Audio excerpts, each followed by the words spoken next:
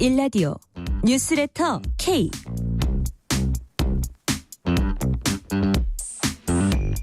안녕하십니까. 뉴스레터 K KBS 김용준 기자입니다. 이번 총선 중도층과 무당층 표심이 선거 결과를 가를 가능성이 높다는 이야기 자주 들리는데요.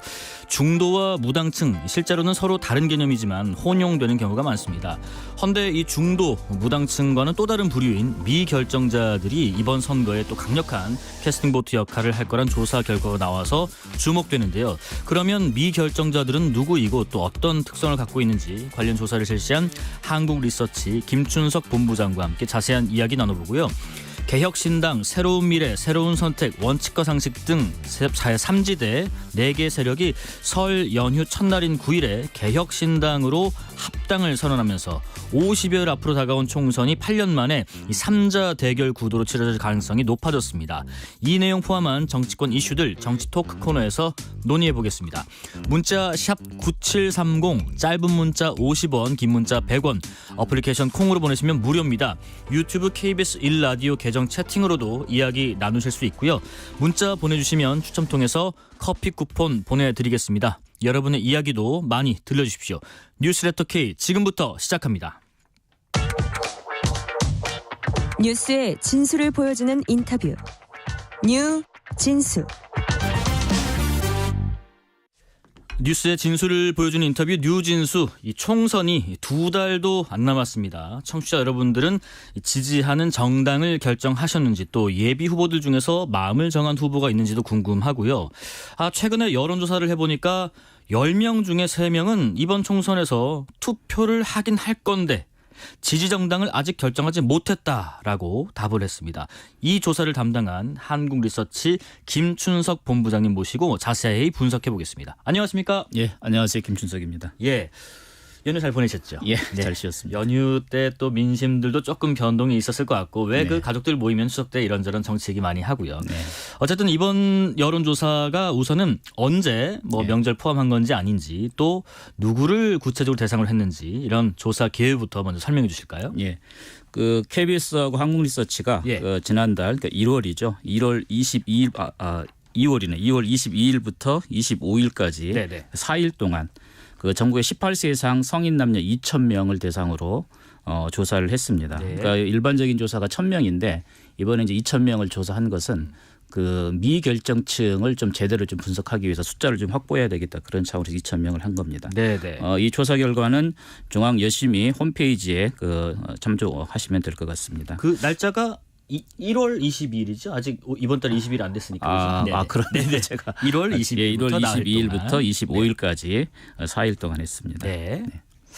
자, 일단 이번 조사에서는 또 당도 아직 시점이 조금 뒤였다 보니까 앞섰다 보니까 이제 예를 들면 정의당과 녹색당도 이제 녹색정의당 출범 전이었기 때문에 그렇죠. 당명도 그렇게 했고 또 제3지대 신당 같은 경우는 좀 이해를 돕기 위해서 제3지대 신당하면 너무 이렇게 좀 펑퍼짐하니까 이준석 신당, 이낙연 신당 이런 것으로 표기해서 조사가 되다는 말씀도 같이 한번 드리고요. 일단 이게 어느 정당을 지지하느냐 이런 것도 중요하지만은 마음을 정했는지를 알아보는 측면도 강한데 우선 개념을 먼저 좀 정리를 하고 넘어갈까 싶습니다.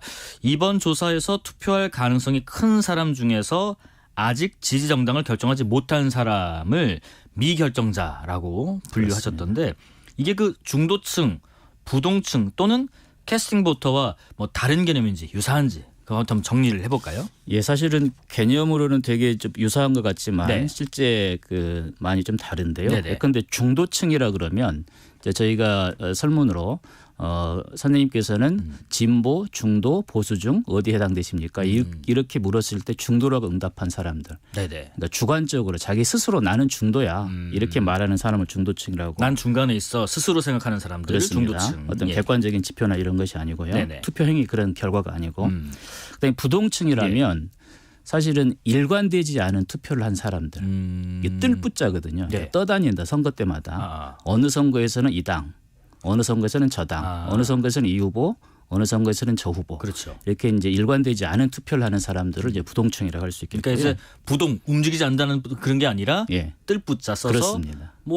이때는 이런 이슈가 마음에 드네. 이쪽 예. 당 혹은 이쪽 후보. 그렇죠. 이번 선거는 저쪽 당 저쪽 후보. 예. 이런 분들이 부동층. 네네. 무당층이라면은 지지 정당이 없다는 의미니까 또 네. 부동층하고는 다른 의미예요. 무당층은 또 다르고요. 예. 우리가 지금 관심 가지는 그 미결정층, 미결정자.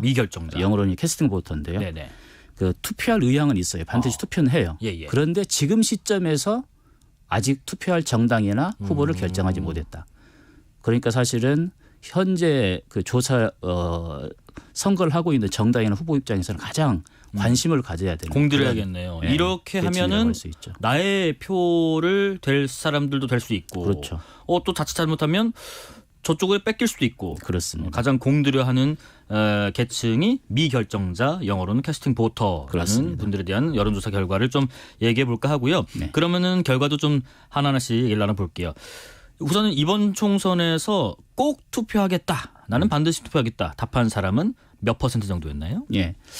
이게 미결정자의 있던 정의이기도 한데요. 예. 반드시 투표하겠다는 그 적극 투표층. 적극 투표층. 이 계층이 57%였어요. 57%가 반드시 투표하겠다. 투표하겠다. 네네.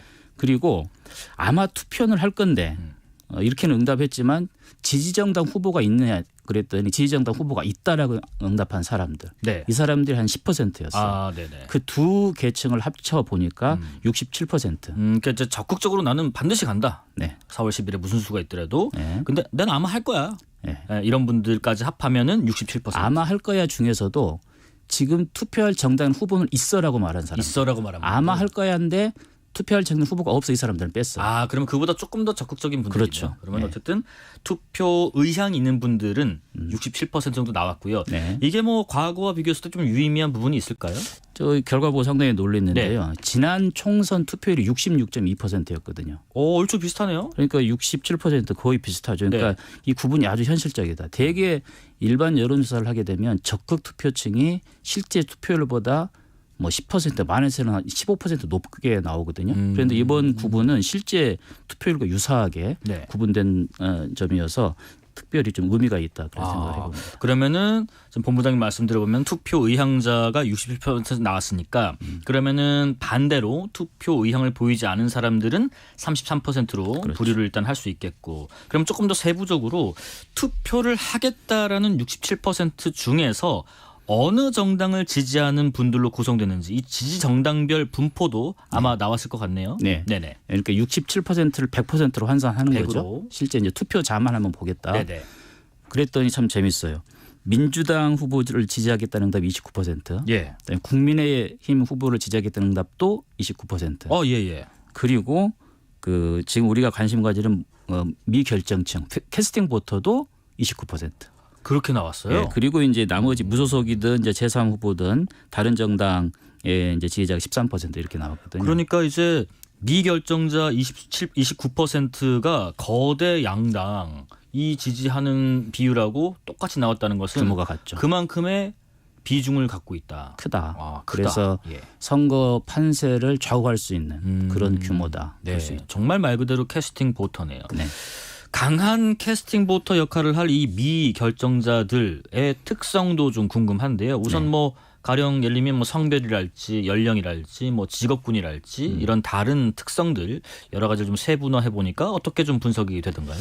예, 성별로는 보니까 이제 남자보다는 여자가 조금 더 많고요. 네. 그다음에 연령별로는 40대 이하 젊은층이 50대 이상 그 고연령층보다 미결정층이 좀 더 많았습니다. 40대 이하. 예, 그리고 직업별로는 사무관리 전문직, 학생, 좀 더 고학력층에서 좀 그 미결층이 더 많았고요. 네. 그다음에 소득별로는 월소득 600만 원 이상 고소득층 이쪽에서 많았어요. 이제 이렇게 성, 연령, 직업, 소득 좀 구분해서 보면 좀 감이 좀 덜 오는데 그래서 저희가 군집 분석을 해봤습니다. 네네. 군집 분석이라는 게 뭐냐면 사람 간에 그 유사한 생각이 있는 사람들끼리 묶어주는 거예요. 네네. 그러니까 이제 유형화를 해보는 거죠. 사람들을 이렇게 봤더니 그 미결정층이 크게 4개 집단으로 구분이 4개 됩니다. 집단이요? 예.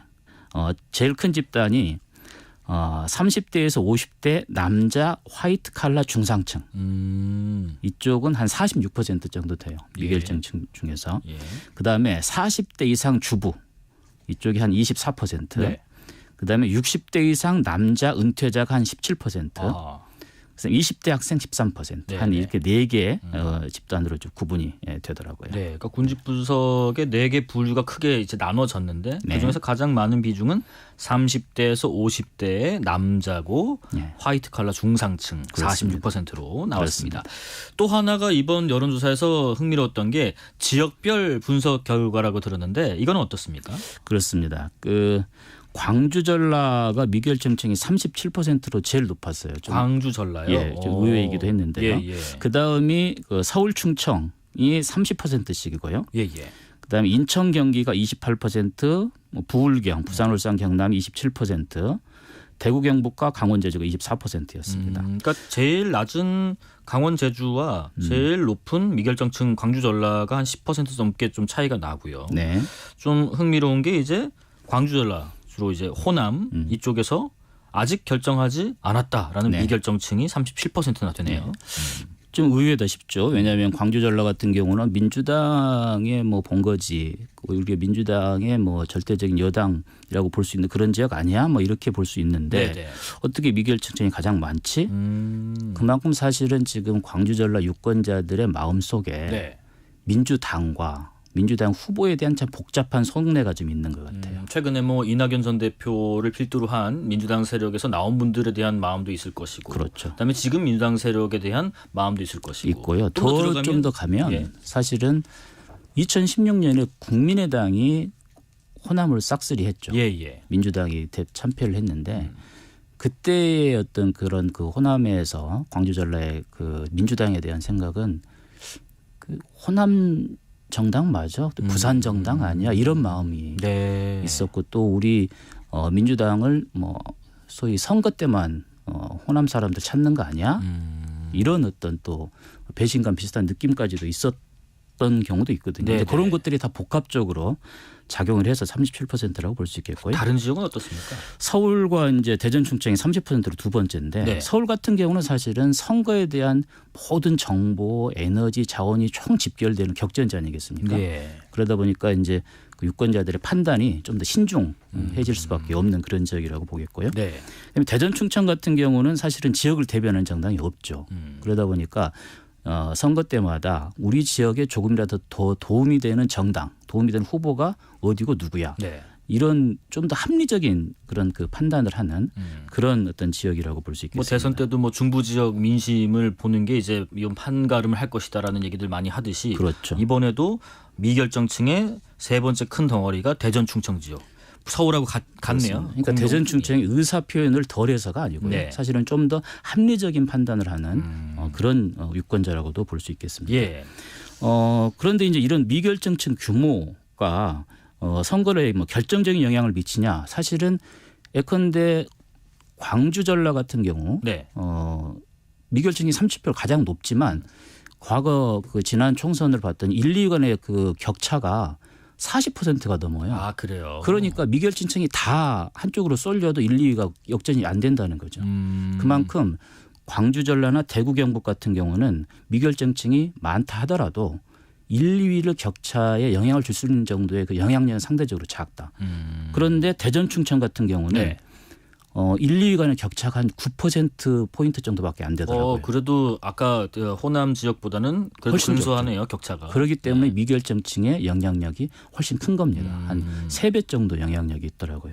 그렇게 보니까 서울, 인천, 경기, 부산, 울산, 경남 이쪽도 미결정층의 영향력이 2. 그러니까 1, 2위 간의 격차보다 2배가 더 많다. 그만큼 미결정층이 선거 판세를 바꿀 수 있는 그런 지역이다 볼 수 있겠습니다. 상당히 흥미로운 분석 결과인 것 같은데요. 지금 미결정자들 이분들이 정당에 대한 호감도는 물론이고 이 자연스럽게 그렇다면 정치 전반에 대한 기대감도 낮게 조사가 됐을까 궁금합니다. 그렇습니다. 그러니까 정당을 지지하는 어떤 유권자와 미결정자를 한번 비교를 해봤어요.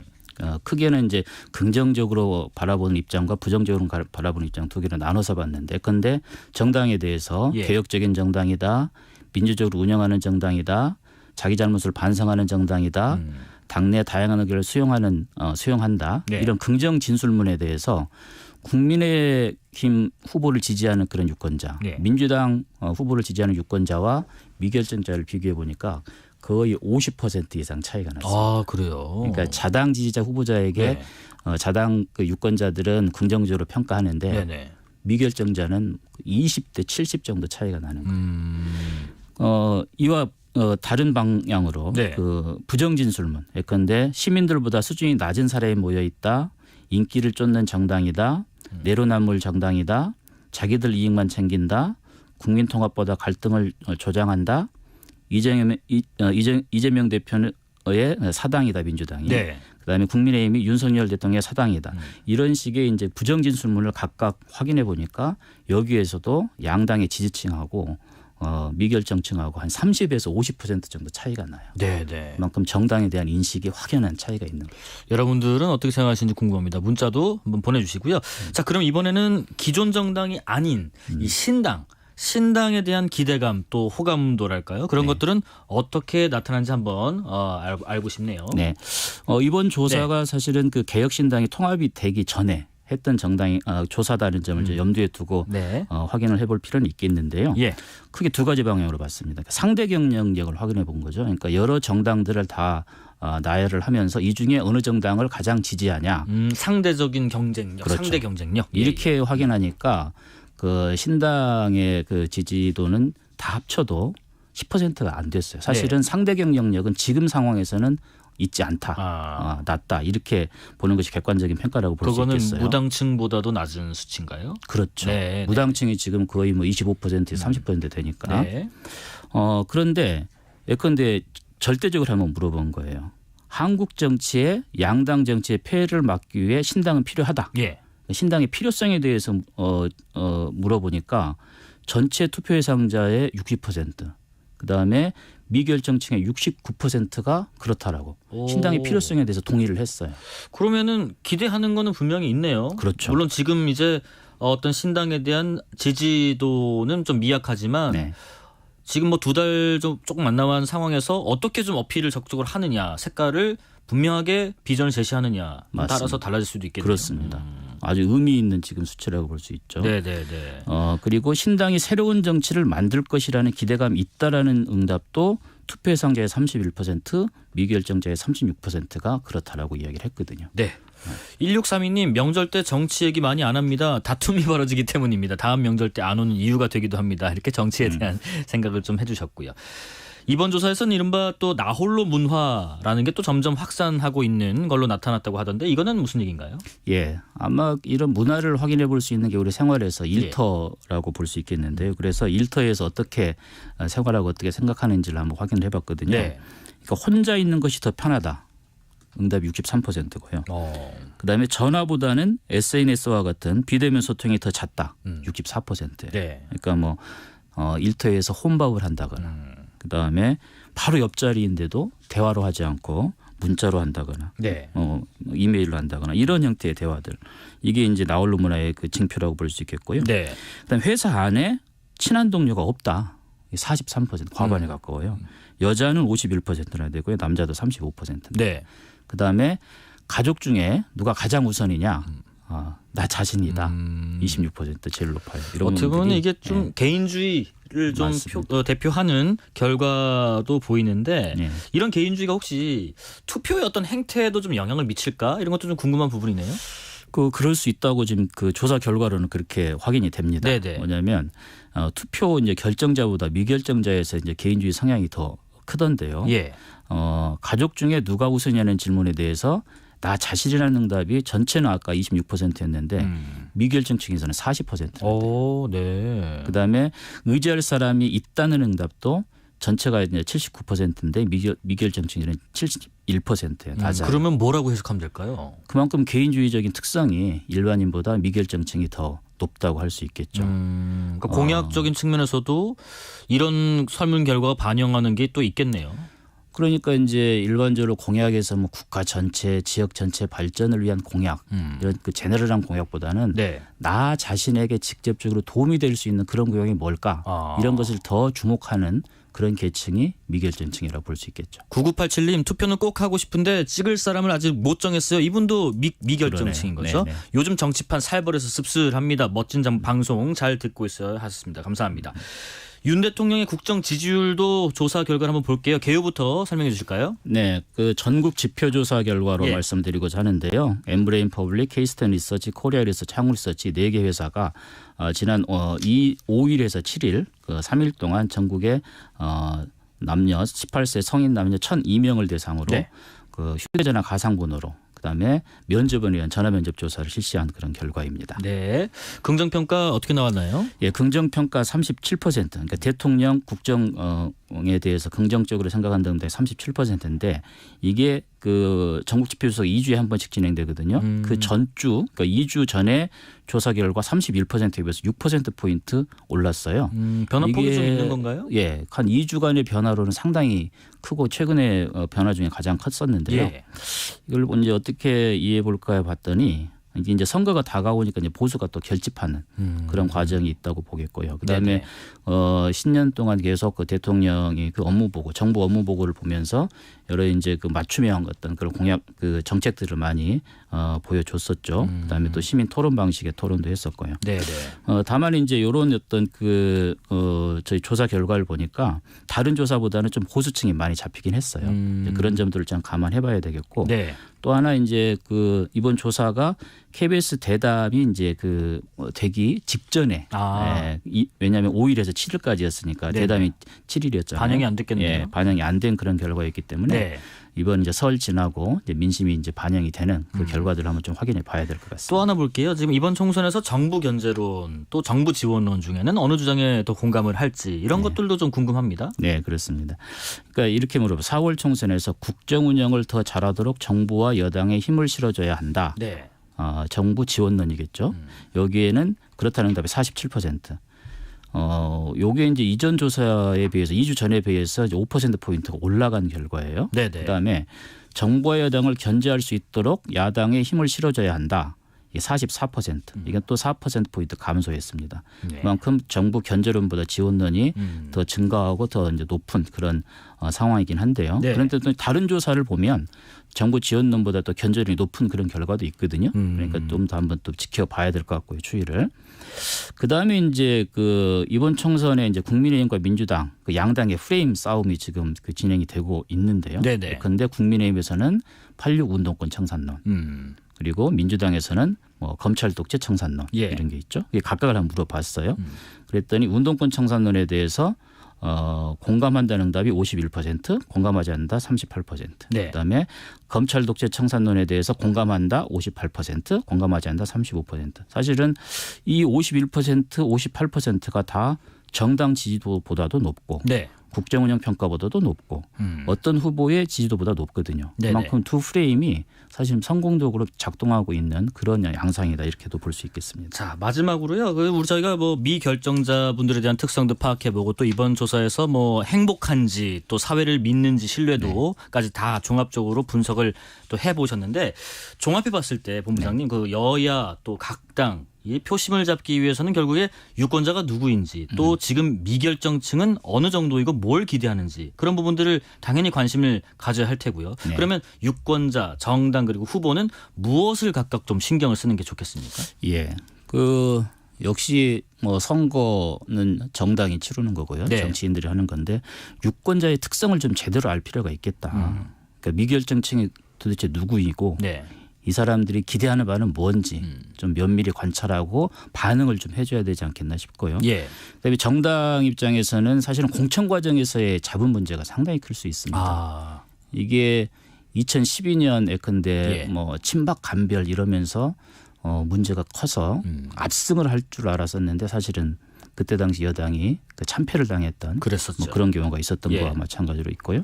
또 말실수 조심해야 되겠고 그다음에 또 어느 선거보다 후보에 대해서 관심을 가지는 특히 격전지에서 그러니까 후보 공천을 잘해야 되겠고요.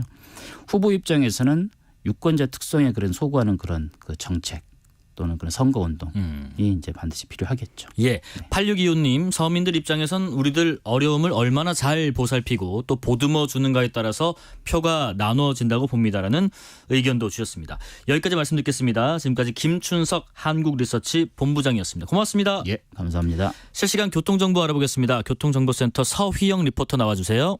네, 이 시각 교통정보입니다. 명절 연휴가 끝나고 일상으로 돌아간 첫날인데요. 오늘까지 쉬는 분들이 많나 봅니다. 퇴근 시간이 다가오고 있지만 서울 시내 교통량이 많지 않고요. 고속도로 귀경길 차량들이 조금 남아 있습니다.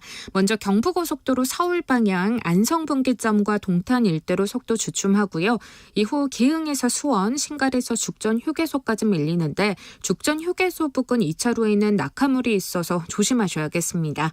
서해안고속도로 서울 쪽 서평택 진출로 갓길에는 사고 나서 처리 중이고요. 이후 화성휴게소와 매송휴게소부터 각각 차간거리 좁혀집니다. 나란히 가는 평택 시흥고속도로 시흥 쪽 조암에서 남한산까지는 10km 이상 흐름이 답답합니다. 중부고속도로 남이 쪽 일죽 지나 화봉 6교 부근에 발생한 사고는 처리가 완료됐는데요. 아직 여파 남아서 일죽 졸음쉼터부터 정체 이어집니다. 남해고속도로 순천 쪽은 창월 1터널 부근 승용차 사고 처리하면서 북창원 나들목 일대로 지체 정체입니다. KBS 교통정보센터였습니다. 퇴근길, 당신과 함께 읽는 세상 이야기. KBS 1라디오 뉴스레터 K.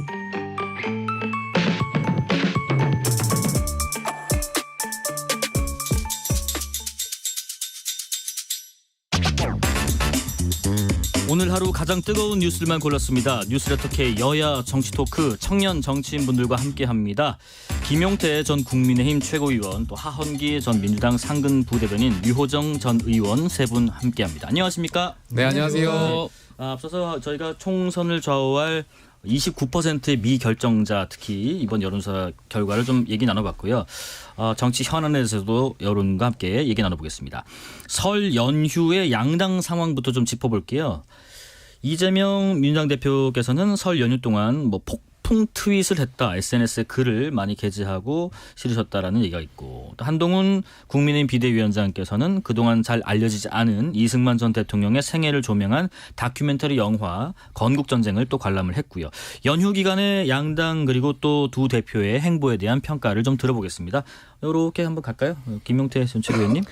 건국전쟁과 같은 그런 영화는 아무래도 저희가 그 이승만 전 대통령과 관련해서 공도 있고 과도 있고 이 전반적으로 객관적인 평가가 이루어져야 되는 것은 분명하고요.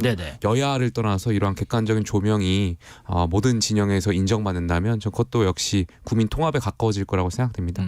그리고 또한 저희가 여당이다 보니까 아무래도 이제 대통령실에서도 또 각 부처에서도 이제 의대 정원이라든지 각종 정책이나 드라이브를 계속 걸면서 아무래도 국민 여러분들께 또 밥상 위에 올라가는 이야기들이 여당이 더 풍부할 수밖에 없는 환경 아닌가 이렇게 생각해요. 그래서 여당이나 어떤 정부 정책 같은 것들이 좀 많은 국민들의 이야기에 좀 관심을 끌었다 이렇게 생각합니다. 하헌기 부대변인, 이재명 대표께서는 트윗을 많이 올리셨나 보네요. 어떤 메시지들이 있었는지도 궁금하고요. 명문 갈등, 문명 갈등 이런 얘기들 문명 갈등 많이 나오잖아요. 그래서 조금 야속하게 말씀을 드리면은 그냥 하던 대로 통합이 중요하다, 단결이 중요하다, 갈등하지 말자 이런 얘기들 위주로 많이 했던 것 같고 그 외에는 꼭 이재명 대표 아니라도 열심히 윤석열 대통령 관련한 비판들이 있었던 것 같은데 글쎄요, 잘 모르겠어요. 그렇게 해서 실제로 이게 지지율로 견인되는 효과가 있었냐 하면 별로 없는 것 같아요. 사실 좀 여러 군데서 얘기를 하고 있는데 김건희 여사 그 명품백 관련한 얘기라든가 이런 것들은 당연히 비판을 해야 되는 것이고 문제를 제기해야 되는 것이지만 그 제1야당이 김건희 여사 가방 하나 가지고 총선 치를 수는 없는 거거든요. 그거는 여당의 지지율을 떨어뜨리는 효과는 있을지 모르겠지만 그렇게 떨어진 지지율이 다시 민주당으로 오느냐 하면 전혀 아니라서 그런 부분들은 좀 고려해야 하는데 너무 지금 공천 얘기, 친명 친문 갈등 얘기 이런 얘기들이 위주인 것 같아서 좀 아쉬운 부분이 있습니다. 근데 어쩔 수 없는 부분이라고 생각합니다. 또 지지자들도 그렇고 다른 사람들이 실제로 갈등을 일으키고 있는데 대표가 또 가만히 있을 수는 없는 것이고 일단 공천 결과를 다 보고 판단해야 될 것 같아요. 이 얘기는 뒤에 또 자세히 나눠보고요. 류여정 의원님. 설날 밥상머리에 올라가는 게 중요하다라고 하잖아요. 근데 이제 요즘 정치권 이야기가 아마 좋은 주제로만 올라가지는 않았을 것 같은데 그래도 일말의 기대감이나 어떤 호기심 담고 올라간 주제는 그래도 제3지대 통합 이야기가 아니었을까 싶고요. 글쎄요, 양당은 그렇게 행복한 내용들이었을지는 잘 모르겠습니다. 네. 게다가 이제 대통령의 신년 대담이 있었잖아요. 예. 그것 때문에 뭐 한동훈 장관이 뭐 아무리 뭐 괜찮은 메시지를 냈다고 한들 장관이 비대위원장이에요. 예. 윤석열 대통령과의 분리가 아직 완전히 이루어지지 않았기 때문에 뭐 비대위원장이 잘한 게 뭐 소용이 있었나 싶기도 했습니다. 예, 뭐 실제로 지금 류 의원님 말씀하신 게 앞서 저희 한국리서치 본부장께서도 제3지대에 대한 기대에는 분명히 있다라는 지표로도 나타나고 있습니다. 그 얘기도 뒤에 좀 자세히 나눠보고요. 우선 이재명 대표께서 설 전날 밤부터 단결을 강조한 SNS 글을 많이 올리셨더라고요. 친명이냐 친문이냐 구분 자체가 죄악이다라고도 했고요. 공개적으로 계파 갈등을 언급한 이 자체가 좀 이례적이라는 평가도 있습니다만은 이 자체가 또 공천위원장을 겨냥한 건 아닌지라는 분석도 있고요. 홍익표 원내대표도 비슷한 발언, 단결에 대한 강조를 하시고 있고 뭐 지도부가 집안 단속에 좀 나서고 있네요, 부대변님. 근데 예. 그 뭐 이런 얘기들 사실 많이 했거든요. 우리는 하나가 돼야 된다 이런 얘기를 많이 했지만 네. 메시지만으로 지금 이게 소강이 안 되고 계속 이어지고 있잖아요. 네네. 그러면 이 근본적인 부분을 검토를 한번 해봐야 돼요. 정치인의 메시지라는 게 꼭 언어적인 부분만 있는 게 아니고 네. 비언어적인 부분이 있지 않습니까? 우리가 일상생활에서 얘기할 때는 언행일치가 돼야 말에 대한 신뢰도가 올라간다 이런 얘기를 하는데 정치인도 마찬가지로 뭔가 언어적인 메시지를 냈으면 네. 정책이나 인사가 그걸로 뒷받침이 돼야 돼요. 근데 인사로는 사실 뒷받침이 못 된 거고 예. 친명일색이라고 하잖아요. 네네. 그러면은 선거 시즌에서 인사는 결국 공천이거든요. 결과로 보여주셔야 되는 것이 우리 단결이 중요하다 이러면은 그냥 이 뭐 군대 사단장 같은 느낌이잖아요. 네. 단결하자. 단결해야죠 당연히. 근데 단결하는 방식의 지휘 방식에 문제가 있는 것인 것이고 그걸 끝내 공천이나 뭐 전략을 통해서 선거 전략을 통해서 보여주는 게 리더십이다라고 생각합니다. 그러면 혹시 뭐 이렇게 단결을 강조를 하고 계시다 보니까 임종석 전 실장 같은 경우 예를 들면은 뭐 용태론도 좀 잦아들고 중구 성동갑의 어떤 경선 가능성도 좀 커졌다 이렇게 봐도 될까요? 저는 경선해야 된다고 생각합니다. 임종석 실장에 대한 그 개인에 대한 비판이라든가 뭐 평가라든가 이건 별도로 할 수 있는 것이지만 이게 윤석열 정권 탄생에 책임이 있다 이런 식으로 뒤집어 씌우는 건 전 논리적으로 전혀 납득이 안 돼요. 임종석 실장 청와대에서 언제 나왔냐면 2019년 2월인가 1월인가에 나왔거든요. 예. 조국 사태 터지기도 훨씬 전이에요. 그런데 임종석 실장한테 윤석열 정권의 탐생에 책임이 있다 이러면은 그걸 어느 국민이 납득하겠습니까? 윤석열 정권 탄생에 책임이 있는 건 제가 이 말을 해서 계속 욕을 얻어먹고 있는데도 반복드리지만 국민들에게 정권 심판을 받은 문재인 대통령과 후보로서 윤석열 후보한테 패했던 이재명 후보에게 제일 큰 책임이 있는 겁니다. 선거에서 졌기 때문에 윤석열 정부가 탄생된 거라서 그런 부분들을 우회하는 다른 말로 이렇게 계파 갈등 형식으로 이 책임을 지라고 하면 이게 그냥 갈등과 분열 상황밖에 안 벌어질 거다. 불필요한 말들이라고 봅니다. 그러니까 친명분들은 아마 임종석 전 실장을 공천을 주기 싫으실 것 같아요. 근데 역설적이게 공천을 안 주면 안 되는 상황으로 만들어가고 있는 것 같아요.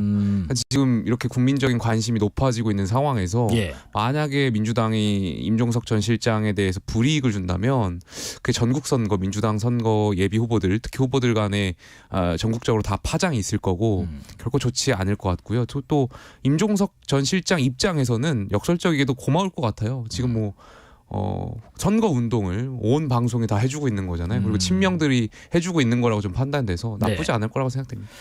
자, 그리고 김영두 최고님 말씀하신 김에 오늘 여야가 한동훈 위원장이 주장했던 이 운동권 청산론을 두고 거칠게 좀 맞붙고 있는 것 같습니다. 한동훈 위원장의 운동권 특권 세력 청산론에 대해서 일단 민주당의 홍익표 원내대표께서 독립운동가들을 폄하했던 친일파들 논리 같다라고 반박을 하니까 또 한동훈 비대위원장께서 어느 독립운동가가 돈 봉투 돌리고 룸살롱에 가서 욕을 하느냐라고 또 얘기를 했고 다시 또 홍익표 원내대표께서 민주화 운동했던 사람들이 룸살롱을 많이 갔느냐 정치검찰들이 많이 갔느냐 하면서 계속 2달도 안 된 상황에서 안 남은 상황에서 총선이 공방은 격화되고 있는 것 같습니다. 어떻게 생각하세요?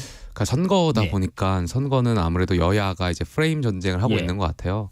그리고 또 586 운동권의 과거 잘못들을 여당은 분명히 지적할 필요가 있고 여기에 대한 평가는 국민들께서 해주실 거라고 저는 생각해요.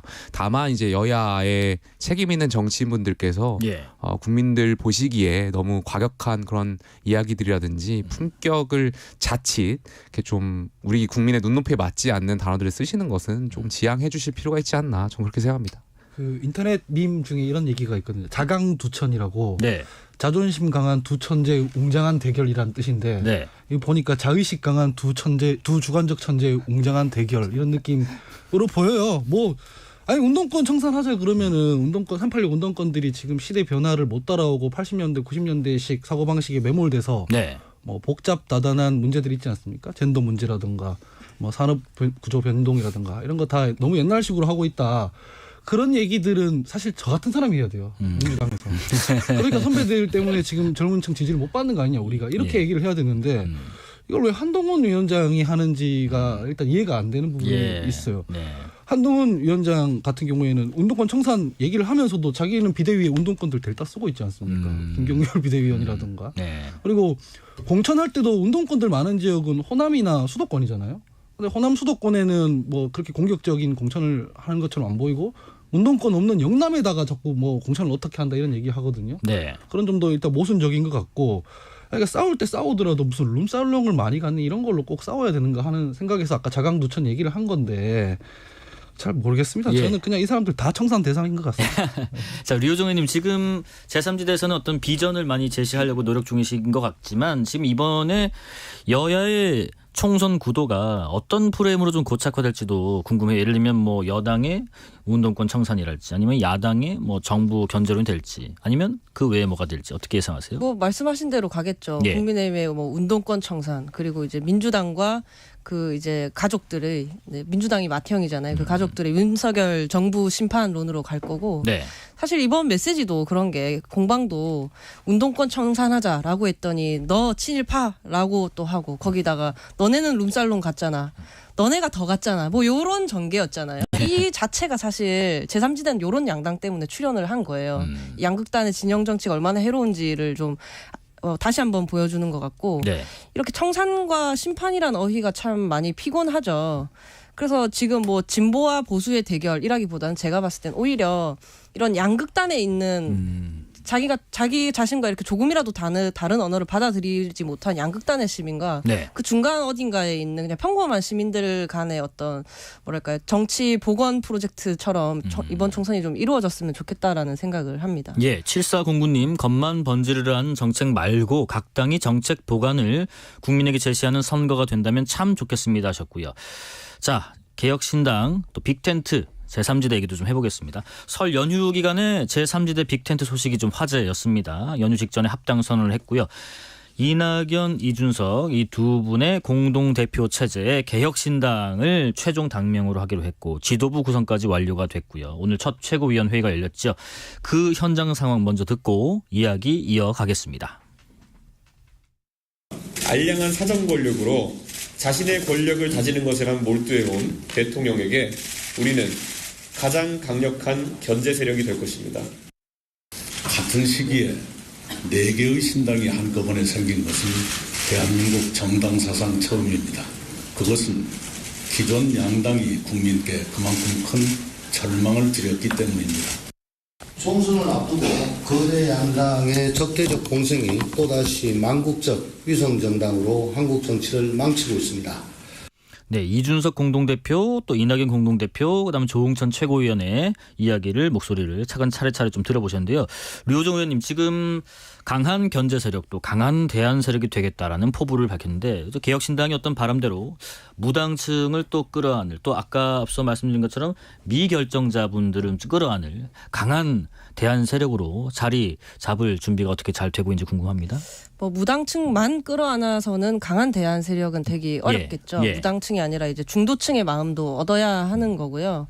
양당의 지지자들이라도 그리고 어쩔 수 없이 덜 나쁜 쪽을 선택하고 있는 그런 시민들께도 제3지대 신당의 확실한 비전을 보여드려야 개혁신당이 성공을 할 수 있을 거라고 보고요. 그렇기 때문에 이렇게 생각이 다른 사람들이 머리를 맞대고 내부에서 타협할 수 있다. 그러니까 기존의 정치가 하지 못했던 것들을 해내 보이겠다라는 모습을 보여드리기 위해서라도 이번 합당은 저는 잘된 일이라고 저는 생각합니다. 네네. 하은기 부대변인 지금 개혁신당에서는 비례대표용 위성정당을 만들지 않겠다라는 입장을 또 정했던데 지금 거대 양당에서 위성정당 창당을 어떻게 보면 공식화한 상황에서 이런 점은 좀 차별화가 될 수 있을 거라고 보시는지요? 아니 그게 아니라 제가 이거는 이게 참 한숨을 푹 쉬세요. 제가 어제 이준석 대표한테 직접 말했거든요. 네. 이런 얘기를 왜 하냐고.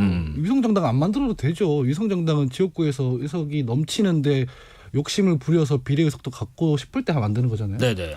근데 지역구에서 과연 지금 그런 상황인가? 위성정당 안 만들어도 자동적으로 비례 의석을 획득할 확률이 매우 높기 때문에 이 메시지가 되게 국민들한테 뜬금없이 가닿을 거예요. 그래서 이런 거는 차별화되지는 않을 것 같고 네. 그다음에 사실 아는 분들이 너무 많아서 여기에 사적으로야 덕담을 좀 하는 게 맞지만 네. 방송 나와서 뭐 그렇게 할 수는 없으니까 말씀을 드리면 기계적으로는 일단 통합이 됐지만 사실은 이게 지금 해소해야 될 여러 산들이 있어요.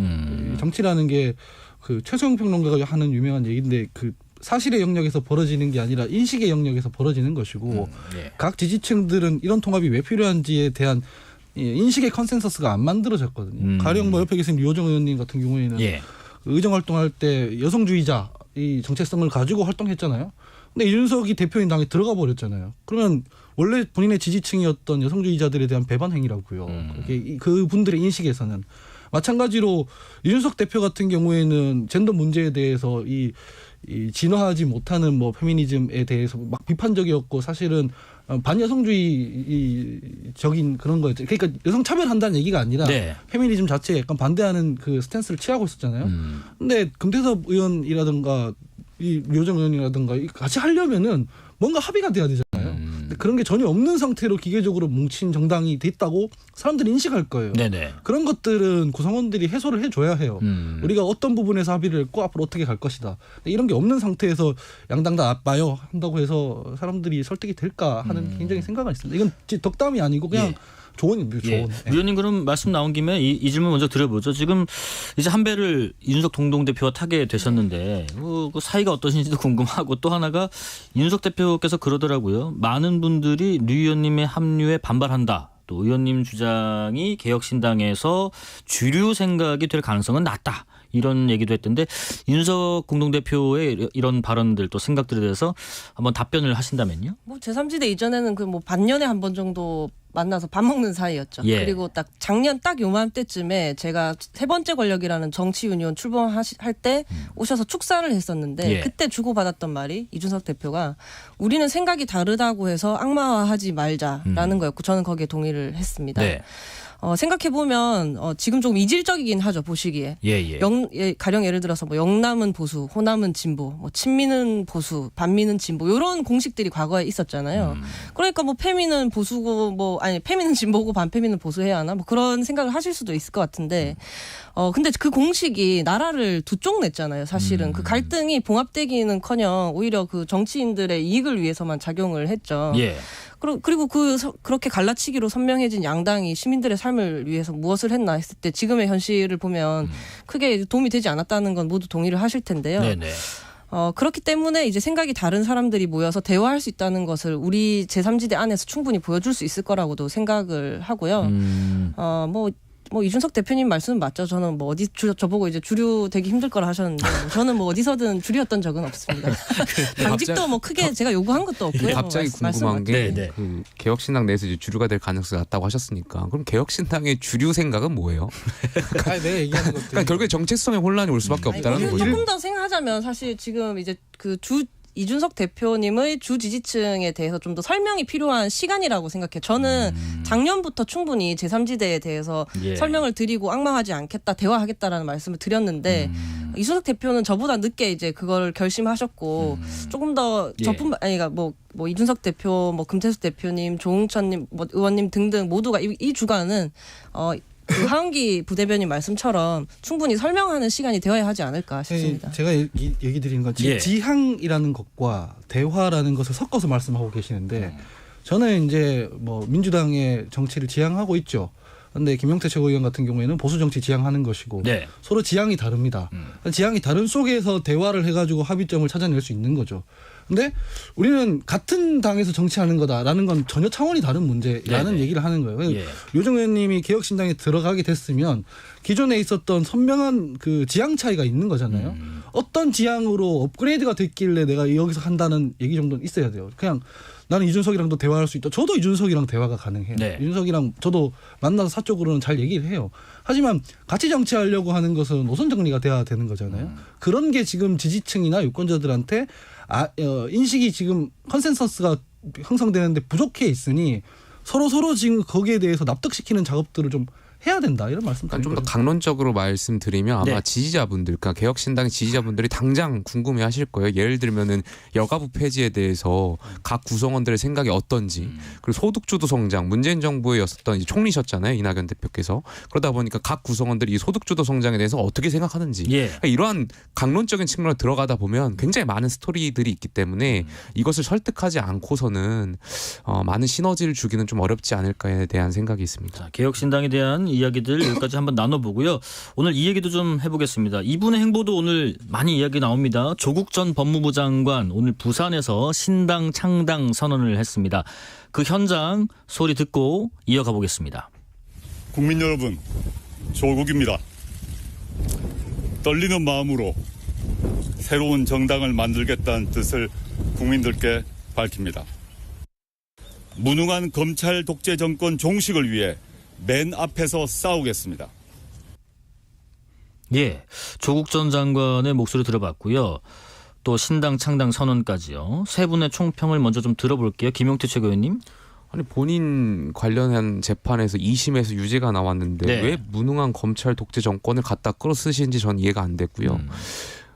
조국 전 장관은 국회의원직을 재판의 도피처 정도로만 생각하시는 것 같아요. 방탄조끼. 저는 본인께서 과거에 상대적 박탈감을 일으켰고 지금 거기에 연장선에서 재판에 유죄가 나왔던 건데 정말 공직자라면 여기에 대해서 참여하고 국민들께 반성하고 하는 시간을 갖는 것이 맞지 않나 생각돼요. 본인의 명예회복을 위한 공직자 출마는 저는 비판의 대상이 분명하다라고 생각합니다. 류우정 의원님 얘기 먼저 들어볼까요? 조국 전 장관 출마는 대한민국에 매우 나쁜 교훈이 되겠죠. 죄를 짓고 유죄 판결 받아도 그래도 된다라는 메시지를 줄 거잖아요. 예. 게다가 지금 검찰개혁을 망친 주범격이라고 저는 생각하거든요. 윤석열 정부를 민주당은 지금 검찰 정권이라고 부르는데 그런 정권이 들어서는데 가장 큰 책임이 있는 사람임에도 불구하고 이런 말씀을 하신다는 게 왜 저러실까라는 생각이 먼저 들게 합니다. 네네. 그리고 이러나 저러나 민주당이에요. 위성정당이든 예전에 열린민주당 모델이든 간에 민주당 지지층의 지지를 받아서 당선한다면 그건 그냥 조국이라는 인물은 민주당 사람인 겁니다. 예, 하은기 부대변인. 두 분 진짜 너무하시네요. 네. 출마의 자유가 분명히 있고 정당 설립의 자유가 있는 나라에서 정당 설립하고 출마한다는 것만으로 이렇게 말씀하시는 건 좀 너무한 것 같고요. 예. 이게 진영 정치공학으로 보면 무능한 검찰 독재 정권 종식을 위해 맨 앞에서 싸우겠습니다 이랬잖아요. 이거 종식하려면 맨 앞에 계시면 안 돼요.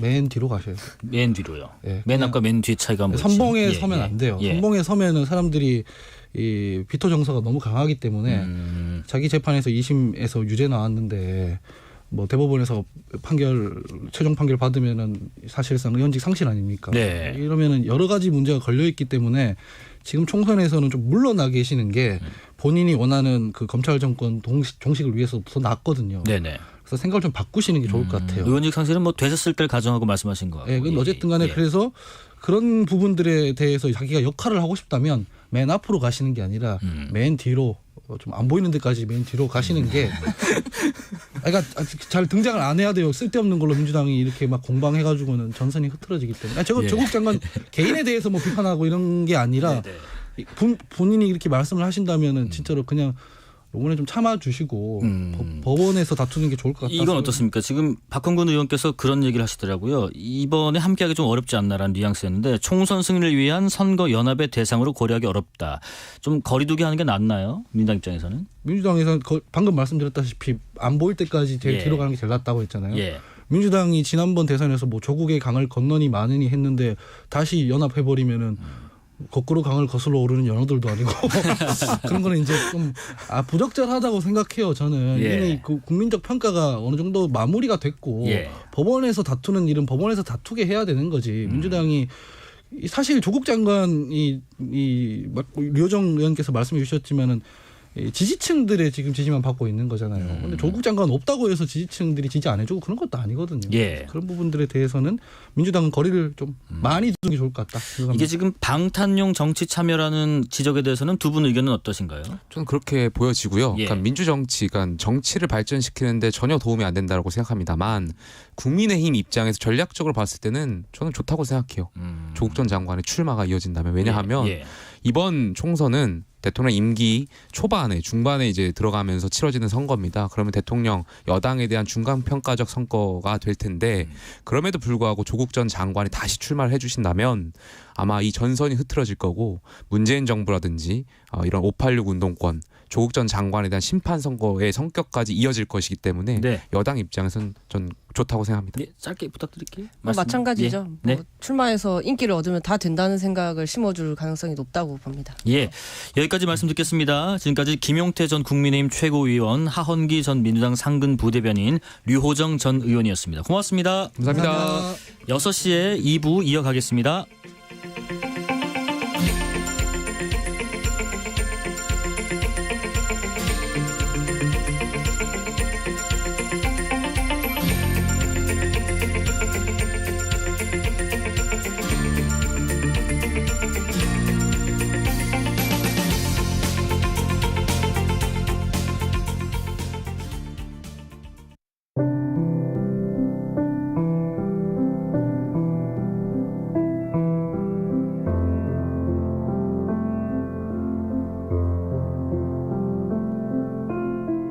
KBS 라디오 연중기획 희망충전 대한민국 573번째 이야기. 안녕하세요. 아나운서 유지원입니다. 21살 소리는 언니와 동생이 세상의 전부입니다. 부모님 없이 세 자매가 의지하며 살아온 시간. 어려운 형편에서도 언니와 소리는 공부의 끈을 놓지 않았는데요. 둘은 대학에 진학했지만 평소 학습 능력이 더뎠던 동생은 최근 검사에서 지적장애 판정을 받았습니다. 언니와 교대로 낮에는 동생을 돌보며 밤엔 간호사 국가고시를 준비 중인 소리. 하지만 교재비와 학습비 등 필요한 비용은 늘어만 가는데요. 근로장학금과 수급비가 전부인 지금, 높은 현실의 벽 앞에 소리의 가슴은 무겁기만 합니다. 소리의 꿈과 노력이 세상에 닿을 수 있도록 여러분이 용기와 격려를 보내주세요. 여러분의 따뜻한 손길이 희망의 빛이 됩니다. ARS 060-700-1580 060-700-1580 한 통화 3,000원으로 희망을 선물해주세요. KBS 라디오 연중기획 희망충전 대한민국은 초록우산 어린이재단, 인탑스 주식회사, 그리고 청취자 여러분과 함께합니다. ARS 060-700-1580 한 통화 3,000원입니다.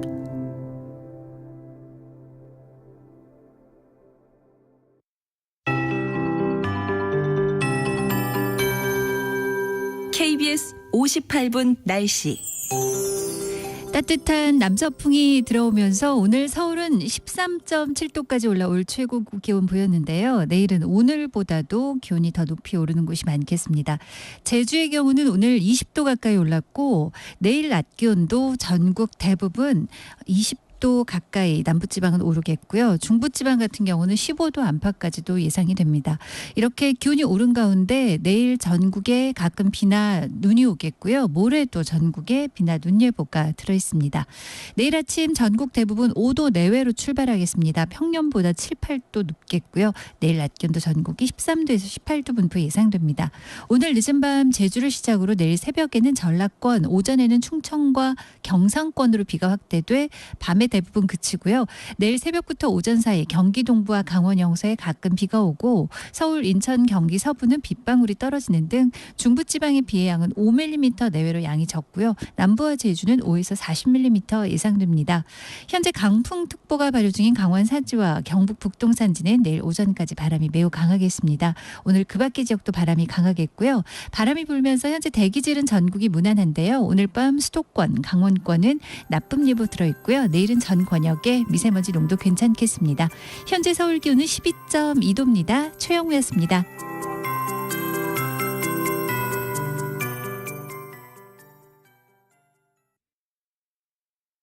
정성을 다하는 국민의 방송 KBS가 6시를 알려드립니다. AM 711kHz, FM 97.3MHz, KBS 1라디오입니다. HLKA.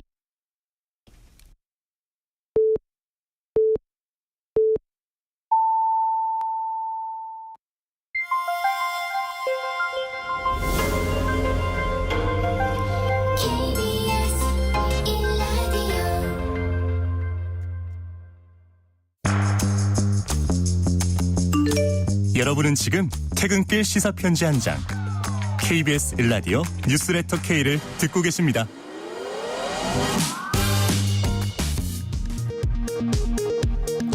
이 시각 라디오 정보센터 뉴스입니다. 여야는 총선을 겨냥한 시대정신 프레임 공방을 이어갔습니다. 국민의힘은 운동권 청산론, 더불어민주당은 검사 독재 청산론을 주장했습니다. 개혁신당은 양당 정치 청산을 주장했고 조국 전 법무부 장관은 신당 창당을 선언했습니다. 백현동 의혹과 관련해 대관 로비스트로 지목된 김인섭 전 한국하우징기술 대표가 1심에서 징역 5년을 선고받고 구속됐습니다. 김 전 대표에 대한 선고는 백현동 개발 의혹에 대한 법원의 첫 판단으로 이재명 대표 등 다른 관련자 재판에도 영향을 미칠 것으로 보입니다. 정부의 의대 증원 발표에 반발하는 전공의 단체가 어젯밤 총회를 열고 비대위 체제로 전환하기로 했습니다. 집단행동에 돌입할지는 밝히지 않았는데 정부는 집단행동 입장 표명이 없어 다행이라고 밝혔습니다. 과학기술정보통신부가 통신비 부담 완화를 추진하기로 했습니다. 특히 월 3만 원에서 4만 원대의 청년 요금제가 다음 달 안에 신설될 예정입니다. 재선에 도전하는 트럼프 전 미국 대통령이 나토 회원국들이 방위비를 더 내지 않으면 러시아의 공격을 격려하겠다고 발언하면서 후폭풍이 거셉니다. 유럽 국가들은 강하게 반발했습니다. 지금까지 라디오 정보센터 뉴스 편유희였습니다.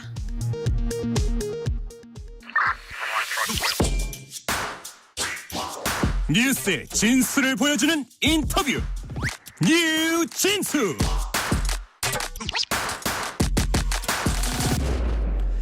뉴스의 진수를 보여주는 인터뷰 뉴진수. 북한은 올해 초 우리나라를 적대적인 국가로 규정하고 불변의 주적으로 또 공언하기도 했는데요. 더 이상 동포나 동족 관계가 아니라는 해석이 나옵니다. 그런 사이에 북한은 러시아와의 밀착 관계를 더 강화하고 있습니다. 북한 최선희 외무상을 비롯한 북한 대표단이 러시아 초청으로 잇따라 러시아를 방문하고 있는데요. 또한 북한은 우리에 대한 도발 수위도 계속해서 높여 나가고 있습니다. 대러 밀착과 대남 위협 두 축을 중심으로 북한의 셈법 분석해 보겠습니다. 이화여대 북한학과 박원권 교수님 모셨습니다. 안녕하십니까? 네, 안녕하세요. 예, 명절 잘 보냈습니까? 예. 네. 북한이 오늘 김수길 정치국 후보위원을 단장으로 한 조선노동당 대표단이 러시아 방문길에 올랐다. 라고 밝혔는데요. 네. 지금 러시아 집권당이 초청을 했다고 하더라고요. 또 며칠 전에는 농업과 또 관광 분야 또 북한 관계자들이 러시아를 찾기도 했다는 소식도 전했고요. 북한과 러시아 간의 인적 교류는 실제 확대되고 있는지 아니면은 이게 기존에도 이런 식의 활발한 교류가 있었는데 선전송동의 목적이랄까요? 어떤 의도적으로 이걸 오픈하고 공개하는 건지 참 궁금합니다. 푸틴 들어서서 이 정도 수준의 북러가 이렇게 교류를 한 것은 거의 없다. 아, 그래요? 예, 그러니까 굉장히 이례적인 것은 맞고요. 대표적인 게 아마 여전히 기억들 하시겠지만 작년에 푸틴이 김정은을 초청해서 만나는 그 자리에 네. 그 유명한 지각대장이 30분을 먼저 나가서 기다렸다라는 것은 네. 얼마만큼 그 북한을 또 지금 필요로 하고 있느냐라고 보이는 거고요. 네. 김수길이라는 인물도 굉장히 뭐 나름 의미가 있고요. 왜냐하면 김수길이 그 군 정치국장 출신입니다. 예. 그래서 대북 제재 리스트에 올린 인물이거든요. 근데 노골적으로 제재에 올린 인물을 초청해서 온다라는 것은 제재 더 이상 신경 안 쓴다. 국제사회에 어떤 보여주는 메시지도 분명히 있네요. 국제사회도 있지만 북한한테 보여주는 메시지. 우리는 니네가 제재가 부당하는 것을 알기 때문에 거기에 뭐 생각지 않고 개의치 않고 이렇게 초청한다라는 것이고요. 네네. 이번에 그 갖고 있는 직함 중에 하나가 평양시 당위원회 책임이사. 아까 말씀하신 것처럼 이건 당 대 당의 어떤 교류가 되거든요. 이 당 대 당이라는 것은 사실은 굉장히 큰 의미가 있습니다. 예. 소련이 붕괴를 해버려서 러시아가 더 이상 사회주의라고 하지는 않지만 소련 시절까지만 하더라도 당 대 당이 움직이는 게 매우 중요했죠. 북한 체제는 노동당이 가장 중요하니까. 그렇죠. 당이 최고의 위에 있는 자리죠. 그렇습니다. 그렇기 때문에 중국과의 관계도 보면 당 대 당 관계로 움직이는데 이번에 보면 이전에 군사, 경제, 문화, 드디어 정치 분야인데 당 대 당 관계까지 갔다. 그러니까 가장 높은 수준까지 서로 간의 교류 협력을 높이고 있는 것은 맞다라고 생각합니다. 참 이례적인 거고 네. 가장 높은 수준을 올리고 있고 심지어 북한에 주는 메시지도 분명하고 네. 계속해서 이런 움직임을 좀 지켜봐야 될 것 같은데 지난달 중순에는 북한의 최선희 외무상이 이 푸틴 대통령, 러시아 대통령하고 면담도 했던데요. 네. 전쟁이 좀 길어지다 보니까 무기 지원이 좀 필요해 보이는 러시아 그리고 무기 기술 개발도 하고 또 경제적 어려움도 극복하기 위한 북한 이 어떤 두 정권의 이해가 맞아떨어진 만남일까요? 어떻게 분석하면 될까요? 전체적으로 여기에 논란이 있는데 제 판단은 아까 말씀드린 것처럼 푸틴이 김정은을 만난 거 그리고 그 이후에 그 전과 이후에 보여주는 북러 간의 밀착 정도는 네. 이전에 보지 못했던 것들이다. 그러면 여기에 가장 큰 변수는 역시 우크라이나 전쟁이죠. 예. 그러니까 실질적으로 확인이 되는 게 북한산 포탄이 넘어간 게 다 확인이 되고 있고 심지어는 북한이 그 굉장히 야심차게 개발해서 실전 배치를 하고 이거 한국을 공격하려고 만든 KN-23 저위력 핵탄두를 탑재한 그 신형 미사일 그렇게 많지 않을 것 같거든요. 근데 그것까지도 러시아한테 전달돼서 미국이 백악관에서 다 증거를 보여주는 그런 상황까지 왔다면은 저는 이것이 우크라이나 특수다라고 생각을 하고요. 큰 틀에서 북한과 러시아의 관계, 중국까지도 포함해서 과연 그들 관계가 정말 그런 어떤 가치와 이념을 공유해서 지속된 관계라 그렇게 생각 안 합니다. 편의에 의한 결합이고요. 서로 간의 이해가 맞아서 지금 같은 경우에는 당연히 우크라이나 특수에 맞아서 그렇게 북한과 러시아가 밀접한 관계를 보고 있는데 여기에서 중국도 별로 중국은 좀 불편한 그런 모습들도 확인이 되죠. 그 얘기도 뒤에서 자세히 좀 나눠보고요. 7155님 시사를 좋아하는 청취자입니다. 우연히 라디오 들었는데 재밌게 풀어가는 시사와 뉴스가 모두 있는 프로그램인 것 같습니다. 좋은 방송 오래 했으면 좋겠습니다. 감사합니다. 지금은 박원곤 이화여대 북한학교 교수님과 북한 정세 또 대내외적인 정세 좀 이야기 나눠보고 있습니다. 교수님 그 푸틴 대통령이 북한을 방문을 하긴 할 건가 본데요. 네. 지금 방북 시기를 조율하고 있다고 합니다. 정치적으로 또 대외적으로 가장 극대화된 시점을 택할 것 같은데 이게 언제 또 어떤 모습의 이벤트로 만날지도 궁금하네요. 뭐 이미 좀 사전 정지 작업이 되고 있다라고 느껴집니다. 네. 일단 뭐 명목상이긴 한데 그 러시아의 대선이 있지 않습니까? 뭐 푸틴이 당연히 되는 거겠죠. 3월달 대선 이후에 갈 가능성이 높고 3월 이후에 대선 이후에 제가 이게 일종의 그런 전조가 보인다라고 얘기하는 게 현재 나오는 러시아가 나오는 발신하는 메시지 그러니까 굉장히 강력하게 북한을 지지하고 지원하는 메시지들이 나온다는 거죠. 네. 최근에 엊그저께 나온 7차 핵실험도 조차 얘기가 나오지 않았습니까? 러시아에서. 네. 7차 핵실험은 북한도 얘기 안 하고 중국도 얘기 안 하는데 러시아가 이 북한의 7차 핵실험이 미국 때문에 할 수도 있다라는 식으로 그건 굉장히 높은 수준에서 대변을 하는 거거든요. 왜냐하면 한번 생각해 보시면 러시아는 68년 NPT 체제에 의해서 공식적으로 핵을 보유할 수 있는 5개 국가 중에 하나입니다. 그런데 북한이 그렇게 7차 핵실험을 한다면 그 NPT 체제가 근본적으로 훼손되는 거거든요. 그러면 뭐 러시아가 갖고 있는 굉장히 큰 기득권을 잃게 되는데 그럼에도 북한이 그것을 하는 것에 대해서 이미 어떤 일정 수준 지지와 지원을 했다. 이해한다라는 표현이 나오는 거지 않습니까? 그렇다면 북한이 실제 핵실험을 한 이후에도 러시아가 이것을 유엔 안보리에서 안보리 상임이사국인데 여기에 문제 제기할 가능성은 없다. 그러니까 그 정도 수준까지도 일종의 푸틴 방북을 위한 분위기 띄우기 그런 정도가 보이긴 하는데요. 나중에 뒤에 조금 말씀드리겠습니다만 이렇게까지 나오는 걸 보면 러시아가 북한한테 줄 수 있는 반대급부가 그렇게 많은 것 같지는 않아요. 그러니까 아까 말씀드린 것처럼 북한은 러시아한테 필요한 우크라이나 전쟁을 지속하는 데 필요한 여러 가지 핵심 자원들을 주고 있는데 무기체계를 현재까지 러시아가 북한한테 분명히 반대급부를 줬을 거 아닙니까? 확인된 게 별로 없죠. 그러니까 일종의 뭐 작년 위성에 대한 기술 일부 정도. 근데 그거 외에도 뭔가 정확하게 북한이 그 높은 수준에서 자신들이 지원한 만큼을 받은 것이 별로 아직까지 확인이 안 되니까. 그러니까 이런 상황에서 그러기 때문에 저는 오히려 푸틴이 북한에 가는 굉장히 상징적인 의미 또 북한을 굉장히 강력하게 지지하는 발언들 그런 게 일종의 반대급부로도 작용하고 있는 거 아닌가. 그 정도 추정은 가능하다고 생각합니다. 7차 핵실험을 할 수도 있다라고 러시아에서 먼저 북한을 어떤 대변하거나 비호하고 있는 이 발언의 수위는 굉장히 높은 거죠. 그 정도 발언을 했다는 것은 러시아가 북한으로부터 뭔가에 대한 지원, 아마 우크라이나 전쟁에 모일 것 같은 그 지원을 굉장히 전적으로 받고 있다는 거고. 하지만 그건 이미 증거가 있어 확인이 되고 있죠. 러시아 입장에서는 북한에게 그렇게 뭔가 눈에 보이는 뭔가를 줬다는 분명하지 않기 때문에 이렇게 수사적으로 굉장히 수위를 높게 대변을 해주고 또 방북 분위기를 이렇게 띄우는 형식으로. 왜냐하면 처음부터 러시아가 북한한테 줄 수 있는 게 그렇게 많지 않다라는 얘기들은 있었어요. 왜냐하면 경제적인 분야로 보더라도 이 러시아와 북한이 서로 경제가 서로 상호 보완적이지 않습니다. 그러니까 러시아의 최대 수출품이라는 게 내나 천연 자원이잖아요. 원유 같은 거, 철강석 그런 건데 북한도 그거를 팔아야 되는 거고. 그러니까 북한이 경제적으로 필요한 것은 시장 그리고 자본 그리고 기술이에요. 근데 그런 분야에서 러시아가 별로 줄 것이 없다. 그러면 일부에서 말하는 정말 미그 29를 얘기를 하는데 그 가능성은 저 조금 열어놓고 보긴 합니다만 아직까지 넘어갔다라는 것은 보이진 않고. 공군용 말씀하시는 그렇죠. 미그 전투기를 말하는 건데요. 그것도 사실 굉장히 낡은 전투기고 그 외에 또 군사 기술을 얘기하는데 이것도 러시아 입장에서 굉장히 부담이 돼요. 어느 수준까지 군사 기술을 줄 것이냐. 이것은 잘못했다가는 러시아한테 굉장히 큰 어려움이 되고 그리고 전례가 별로 없습니다.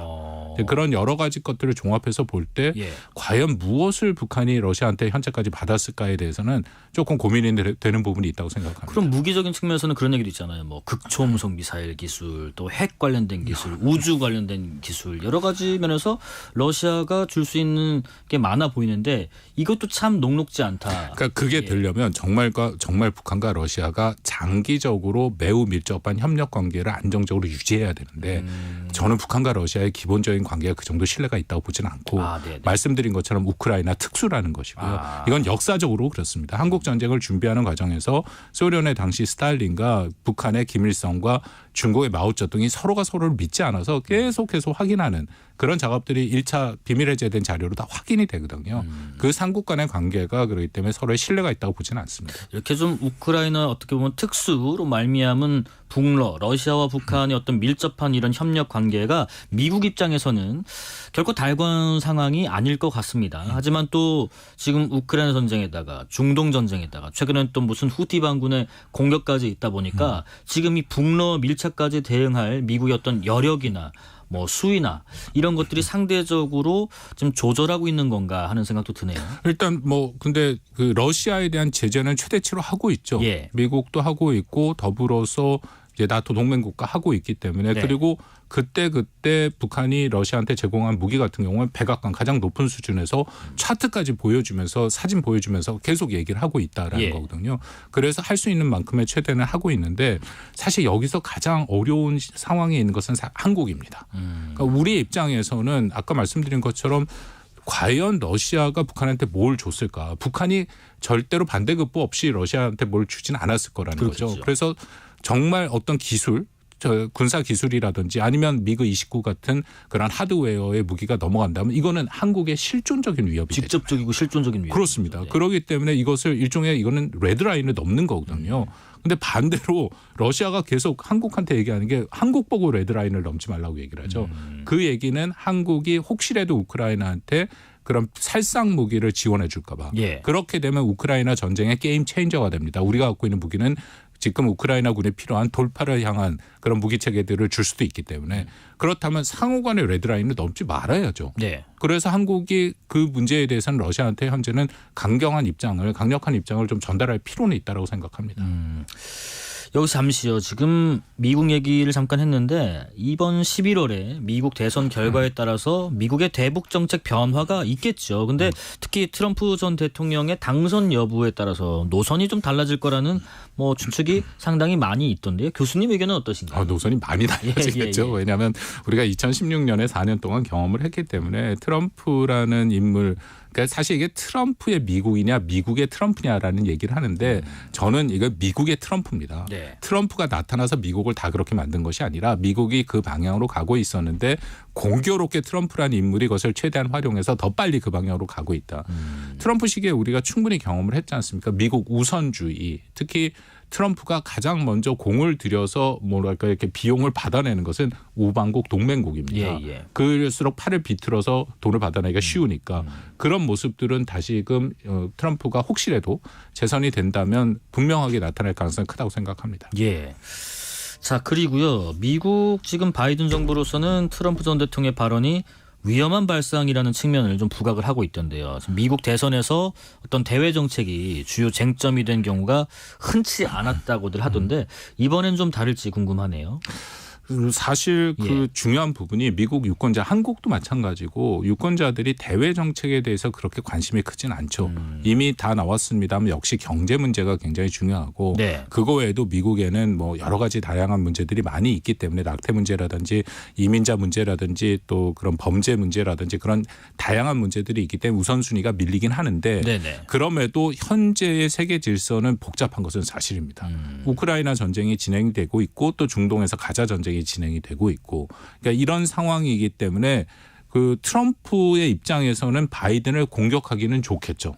왜냐하면 자기가 있을 때는 최소한 그런 전쟁이 없었다. 북한 문제도 같은 얘기를 하고 있거든요. 자기가 있을 때는 김정은과 잘 지냈기 때문에 북한이 그렇게 말썽을 부리지 않았는데 이제 그 바이든이 등장하니까 세계가 다 혼란이 되고 있다. 그 트럼프가 끊임없이 얘기를 합니다. 자기가 흔히 말하는 힘을 통한 평화가 작동을 했는데 이게 바이든은 유약해서 아무것도 못하고 있다. 그러니까 그런 식으로 차별화하는 데는 활용하고 있다고 생각합니다. 그리고 또 하나가요. 지금 트럼프 전 대통령의 경우에는 북대서양 조약기구 나토 관련 발언이 부른 어떤 파장도 잠깐 좀 짚어볼까 하는데 당장 뭐 이런 발언들로 인해서 어떤 예상을 해본다면 주한미군 주둔에 따른 어떤 분담금 인상 요구와도 좀 맥이 닿아 있는 거 아닌가 하는 얘기도 있는데 어떻게 생각하시는지요? 확실한 것은 트럼프가 보고 있는 동맹의 인식은 비용 편익적이죠. 그러니까 그만큼 돈을 내야 자신들이 지켜준다. 용병이란 얘기를 듣는 것도 전혀 개의치 않을 정도로 강력하게 얘기를 하고 있고 최근에 나토 상황이 계속 좀 힘들어지는 게 트럼프가 거친 발언들을 하고 있어서 근데 트럼프가 2016년이랑 다른 것은 이번에는 상당히 준비를 하고 있습니다. 그러니까 이 어젠다 47이라는 걸 만들었는데 47이라는 게 올해 이번 미국 대선이 47번째 대통령이거든요. 그러니까 47개의 핵심 자기의 공약을 자신의 홈페이지에 계속 올리고 있고 또 헤리티지 파운데이션에서 프로젝트 2025라 해서 930페이지짜리 굉장히 자세한 사실상 트럼프의 공약을 발전시킨 내용들이 있어요. 거기에 보면은 나토 얘기가 나옵니다. 뭐라고 나오냐면 당연히 비용 문제인데 이런 얘기가 나와요. 현재까지 우크라이나 전쟁에 미국은 무려 2천억 불 가까이 돈을 냈는데 유럽은 10분의 1밖에 안 냈다. 그래서 자기가 대통령이 되면 유럽한테 그 돈을 다 받아내겠다. 이것이 핵심적인 방위비 분담, 비용 분담 얘기를 하는 거고 그렇다면은 트럼프가 한국에 대해서도 그런 비용 분담을 그럼요. 근데 우리는 내년까지 한미가 하고 있는 그 비용 분담이 SMA 특별협정인데 기간이 내년 말까지입니다. 그래서 시간이 있긴 하지만 트럼프가 그간에 2016년에 보여줬던 어떻게 보면 굉장히 황당한 5배 50억 불을 더 내라고 얘기를 했던 그런 형태는 여전히 가능하다. 예를 들어서 연합훈련이라든지 비용이 많이 나오거든요. 트럼프가 연합훈련 갖고 그래서 계속해서 전쟁 게임이다라고 얘기를 하고 있고 비싸다라는 얘기를 하니까 최근에 북한 위협이 고도화돼서 한미가 연합훈련을 대규모로 하지 않습니까? 그 비용을 청구할 가능성을 배제할 수 없고 전략자산, 미국의 전략자산이 오는 것도 그것도 굉장히 비용이 많이 나오거든요.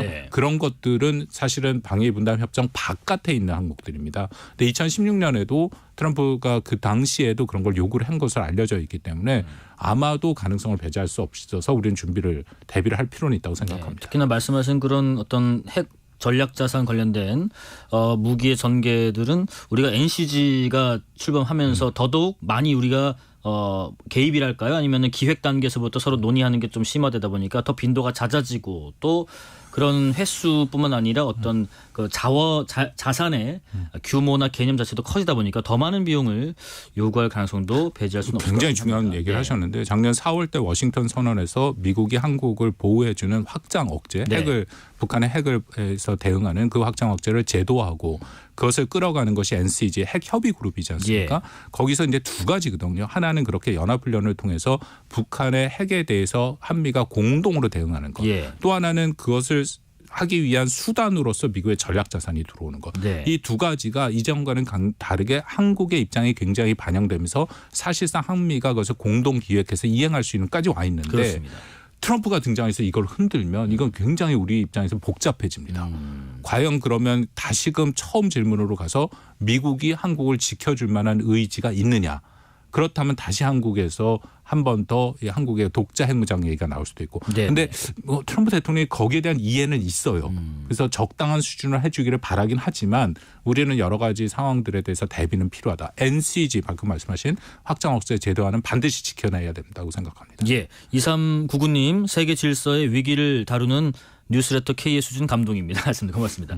우리 박 교수님께서 굉장히 의미 있는 얘기를 많이 해주기 때문에 이런 평을 받는 것 같고요. 자, 우리가 또 흔히 한미일 그리고 북중러 이런 형국으로 묶어서 표현을 많이 했는데요. 북러가 저렇게 좀 밀착하는 모습을 중국은 어떻게 바라보고 있을지도 참 궁금한데 이에 대한 중국 측의 어떤 구체적인 행동 변화도 감지가 되는지 있는지도 궁금하고요. 어떻습니까? 그 감지가 잘 안 되니까 아마 이런 질문을 하시는 것 같은데요. 한미일이 이만큼 뭉치게 된 이 원인과 동력이 어디서 나오는지를 볼 필요가 있습니다. 특히 한일 관계가 윤석열 정부 들어와서 정상화가 됐는데 거기에 가장 핵심적으로 기여한 것은 저는 북한이라고 생각합니다. 북한이 2022년에 최대치의 그런 미사일 도발을 했고 그래서 한국과 일본이 여전히 불편함에도 불구하고 북한의 위협에 대해서는 공동 대응할 필요가 있다라는 것에 대해서 대다수의 국민들의 공감대가 형성이 된 거죠. 거기에 이제 미국이 강력하게 같이 협력을 해서 한미일이 관계를 이끌어 가는데 만약 거기에 북한 위협이 없었다. 오히려 남북 관계가 이전같이 좋았다. 그러면 어려워졌죠. 그러니까 오히려 저는 한미일의 협력을 끌어오게 만든 것은 북한이다. 그러면서 북한은 당연히 북중러의 이른바 신냉전 구도를 만들기 원합니다. 근데 여기서 문제는 아까 모두에 잠깐 말씀을 드렸습니다만 중국이 굉장히 불편하게 생각해요. 그러게요. 제가 공개적으로 말씀을 드릴 수는 없는데 중국 학자들이나 그런 중국에 있는 사람들과 비공식적으로 회의를 해서 특히 비공식적으로 개인적으로 얘기할 때 얘기하면은 북중러 구도로 중국이 묶이는 것에서 굉장히 싫어합니다. 자신들에게 굉장히 불리하다라는 걸 알죠. 왜냐하면 북한과 러시아는 우크라이나라는 것에 대해서 협력을 하고 있는데 중국은 우크라이나에서 발을 떼고 있어요. 물론 뭐 러시아를 지원하는데 살상무기 같은 군사적인 지원은 아니고 경제적으로 뒷문을 열어주는 거고 스스로 우크라이나에 대해서 자기는 비개입이다라고 명백하게 얘기를 하고 있죠. 왜냐하면 이게 당연히 유럽 국가와 중국은 관계를 잘 가져가야 됩니다. 미국과의 전략적 경쟁을 할수록 이 유럽 국가의 관계는 중국은 더 중요하죠. 그렇겠죠. 그런데 여기서 우크라이나를 지원해버리면 안 되는데 문제는 북러가 아주 노골적으로 지원해버리는 이런 상황에서 북중러로 묶이는 게 불편하다라는 거죠. 그런 서로 간의 역동이 있고요. 거기에 가장 대표적인 게 기억하시겠지만 작년에 김정은이 푸틴을 만나서 제일 먼저 한 얘기가 뭐냐면 앞으로 북한의 대외 정책 최우선순위 1순위는 러시아다. 그러면 딱 그걸 듣고 저 같은 사람이 그럼 중국은? 그렇게 대답이 나올 수밖에 없다. 그러니까 현재 북한과 러시아가 굉장히 밀착한 모습을 바라보는 중국이 저는 결코 편하다고 생각지 않습니다. 그렇다고 뭐 중국이 뭐 들러리 설 그런 건 정도의 아니고요. 레벨도 아니고요. 왜냐하면 북한이 올해 중국과 러시아 수교 75주년인데 이미 푸틴은 가겠다 얘기하는데 시진핑 김정은의 어떤 정상 간의 회동은 전혀 얘기가 없어요. 자, 우리나라와 러시아 관계는 지금 전쟁 양상과 어떤 미중 미러 갈등 구도에서 좀 운신의 폭이 좁아진 것 아닌가 하는 생각도 드는데 실리적인 측면에서 대러 관계 설정 노선은 어떻게 정립하는 게 좋을까요? 아까 잠깐 말씀드린 것처럼 굉장히 한국 입장에서 어렵습니다. 왜냐하면 중국과의 관계는 당연히 올해 굉장히 열심히 노력을 해서 관계를 좀 더 호전시키고 저는 그 공간이 열려 있다고 보이거든요. 왜냐하면 미중이 작년 11월에 에이펙에서 만나서 저희 바이든 대통령과 시진핑 대통령이 상당 부분 안정적으로 관리해 나가겠다라는 것이 합의되고 그 모습들이 나타나니까. 네. 근데 러시아는 여전히 우크라이나라는 전쟁을 하고 있고 그 전쟁은 국제 질서의 가장 기본적인 원칙을 훼손하는 거기 때문에 여기에서 한국이 어떻게 러시아와의 관계를 잘 가지고 가는 것은 굉장히 어렵다. 그게 국제적인 측면에서 그런 거고 두 번째는 아까 말씀드린 것처럼 그럼으로써 러시아와 북한이 서로 협력을 하니까 이거는 한국 안보에 실존적인 위협이 되고 있잖아요. 예. 그러니까 이런 상황에서 우리의 그런 공격을 하겠다고 계속 얘기하는 북한을 돕고 있는 러시아와 어느 수준에서 관계를 잘 가져갈 수 있느냐. 계속되는 협력을 막아야 되는 것은 그것은 어떤 외교적인 방법도 있지만 다양한 방법으로 때로는 강압적인 방법이 돼야 된다. 그러니까 저는 현재로서 러시아와의 관계는 지금보다 더 떨어져서 정말 한국과 러시아의 관계가 회복하지 못하는 순간까지 가는 것을 막는 수준에서 현재로서는 당분간 움직이는 것이 좋다라고 생각합니다. 그 현실성 있는 조언이시네요. 러시아와 지금 밀착 행보를 보이는 것과 별도로 북한의 군사 행동이 우리에겐 항상 또 위협이자 뭐 경계 대상인 거는 확실한데 올해 들어서도 뭐 순항 미사일부터 여러 가지 뭐 어저께는 뭐 방사포 어떤 시험도 했다고 하는데 이게 지금 일상적인 훈련 수준은 넘어섰다고 봐야겠죠? 뭐 최근에 북한이 보여주는 모습들은 한 두 가지인데요. 특히 방사포 240mm도 그렇고 순항 미사일도 쏘는 게 두 가지 그 무기 체계의 특성이 뭐냐면 정확도가 있다는 겁니다. 다시 말씀드리면 그전에 북한의 무기는 정확도가 없었어요. 네네. 그러니까 240mm 방사포 이것을 우리는 다연장 로켓이라고 불리는데 이게 전방 배치돼 있어서 한 300문 이상이 있는 거로 해갖고 이 서울을 공격하게 돼 있는데요. 정확하지 않기 때문에 대충 쏘게 되는 거죠. 네네. 그러면 군사적으로 의미가 없습니다. 네, 왜냐하면 물량 공세로 그냥 한꺼번에 그냥 슉 해서 미사일이 왜 여러 개 팡팡팡팡 나가는 그거 말씀하시는 그렇죠. 거잖아요. 예. 그런데 왜 의미가 없냐면은 북한이 갖고 있는 그 무기 체계도 한국의 핵심적인 시설을 타격해야죠. 예를 들어 뭐 용산이라든지 아니면 군사 시설이라든지 그렇지 않고 다른데 막 쏴버리면 그건 크게 의미가 없어요. 그리고 또 북한의 포탄이 별로 그 능력이 좋지 않기 때문에 사실은 아파트 이 벽을 뚫기도 쉽지는 않습니다.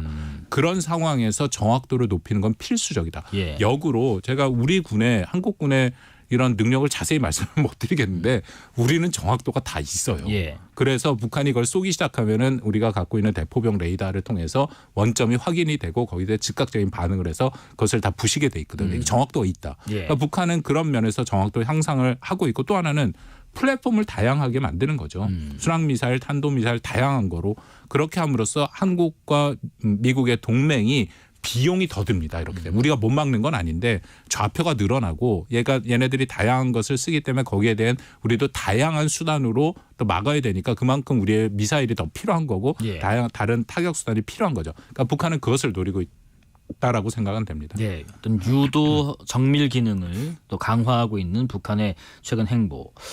북한의 어떤 군사적 강경 노선에 대해서는 우리가 당연히 뭐 한미 동맹에 기초해서 단호하고 면밀하게 대응을 해야겠지만은 뭐 최근에 윤석열 대통령도 대담에서 북한은 불합리하고 비이성적인 결론을 낼 수 있으니 그에 대한 대응을 하는 게 바람직하고 남북 교류나 논의는 실무자들부터 바텀업으로 의지를 만들고 차곡차곡 올라가는 게 바람직하다라고 했는데 우리 입장에서 뭐 정부의 조언이랄까요? 적절한 대응 수위는 어떻게 좀 찾으면 될까 궁금합니다. 일단 뭐 국지 도발에 대해서 계속 얘기가 나오고 있고 저는 북한이 핵전쟁 같은 전면전을 할 거라고 생각지는 않습니다. 그것은 사실상 그렇게 되면 북한은 자멸하는 거기 때문에 특히 김정은의 정권 종말인 것은 맞습니다. 다만 국지 도발은 우리가 2010년 연평도 포격이라든지 천안함 폭침 같은 거를 그때 경험을 했는데 근데 한국이 그걸 경험하고 나서 가만히 있지는 않았거든요. 그 이후에 국지도발 공동 대비 계획이라는 것을 미국과 함께 만들어서 10여 년간 계속해서 우리가 발전시켜 나왔습니다. 그러니까 예를 들어서 북한이 뭘 쏘면 원점을 확인해서 거기에 적절한 무기 체계로 우리가 대응을 하는 그런 형태거든요. 물론 북한이 원점을 안 보여주는 방법을 하는 회색지대 도발의 가능성은 있는데 그것도 얼마 전에 정군 주요 지휘관 회의에서 합참이 대통령에게 그런 시나리오들을 다 보고를 했어요. 그 말씀이 드리는 말씀은 이만큼 준비가 대비가 되고 있거든요. 이것은 북한이 기습적으로 공격을 해 들어와야 의미가 있는 거지 이렇게 다 알려지고 우리가 대비가 돼 있고 특히 재래식 전력은 북한이랑 비교가 안 될 정도로 우리가 월등합니다. 이게 해군력, 공군력 게임이 안 되는 수준이거든요. 그런데 과연 북한이 쉽게 그렇게 들어올 수 있느냐. 물론 우리가 철저히 대비는 하긴 해야지만 그렇게 국지 도발에 대해서 북한이 원하는 수준의 목표를 달성하기는 저는 매우 어렵다고 생각합니다.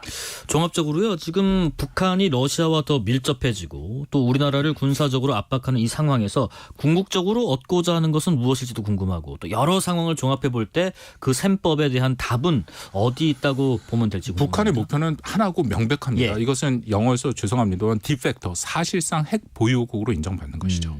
근데 핵 보유국으로 인정받는다라는 것은 결국 미국과 담판을 해야 됩니다. 북한한테 부과되고 있는 제재에 대해서는 여러 가지 논란이 있습니다만 저는 제재가 분명히 작동한다라고 생각을 하고 특히 김정은이 생각하는 수준의 경제 발전을 위해서는 제재가 없어지지 않는 한 불가능한 일입니다. 그렇다면은 아마도 11월 대선 이후에 미국 대선 이후에 내년쯤 북한이 뭔가 담판을 지으러 미국과 나올 가능성이 있다. 그러니까 한국의 입장에서는 그게 가장 중요한 순간이 될 거고 거기서 우리가 얘기하는 뭐 여러 가지 표현이 있습니다만 북한의 비핵화. 북한에 있는 핵을 없애고 최종적인 그 목표를 우리가 포기하지 않고 그 길로 가는 것을 지키는 것이 저는 매우 중요하다고 생각합니다. 여기까지 말씀 듣겠습니다. 지금까지 이화여대 북한학과 박원곤 교수였습니다. 고맙습니다. 감사합니다. 실시간 교통정보 알아보겠습니다. 교통정보센터 서휘영 리포터 나와주세요. 네, 이 시각 교통정보입니다. 오늘 퇴근 차량들은 많지 않은 모습인데요. 돌발 구간 조심하셔야겠습니다. 서해안고속도로 서울 방향 서평택 나들목 진입로가 전면 차단된 상태입니다. 앞시간 발생한 사고 낙하물을 처리하고 있는데요. 미리 송악나들목에서 국도 38호선으로 우회하시기 바랍니다. 지나서 화성휴게소 부근과 일직분기점 일대로 속도 주춤합니다. 평택 시흥고속도로 시흥 쪽은 송산마도에서 남한산 분기점 까지 지체 서행하고요. 수도권 제1순환고속도로 송내까지 양쪽으로 7km가량 속도 내기 어렵습니다.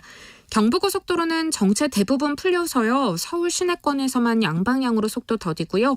중부 내륙고속도로 양평 쪽 충주분기점에 교통량 몰려 있습니다. 영동고속도로 강릉 방향은 안산분기점 부근에 사고 나서 갓길에서 처리 중이고 이 여파로 안산휴게소부터 지체 서행합니다. 인천 방향 양지터널과 광교터널 안으로 속도 주춤하고요. 서창 분기점 지날 때 정체입니다. KBS 교통정보센터였습니다.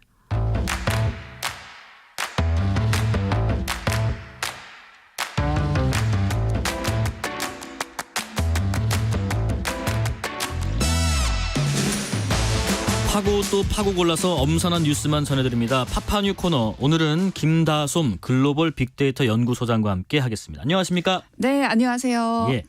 첫 번째 소식은 백현동 개발 특혜 의혹으로 기소된 김인섭 전 한국하우징 기술 대표에게 법원이 대관 로비스트라는 점을 인정해서 실형을 선고했던데 백현동 의혹 관련 재판의 첫 선고였습니다. 자세한 내용 설명해 주실까요?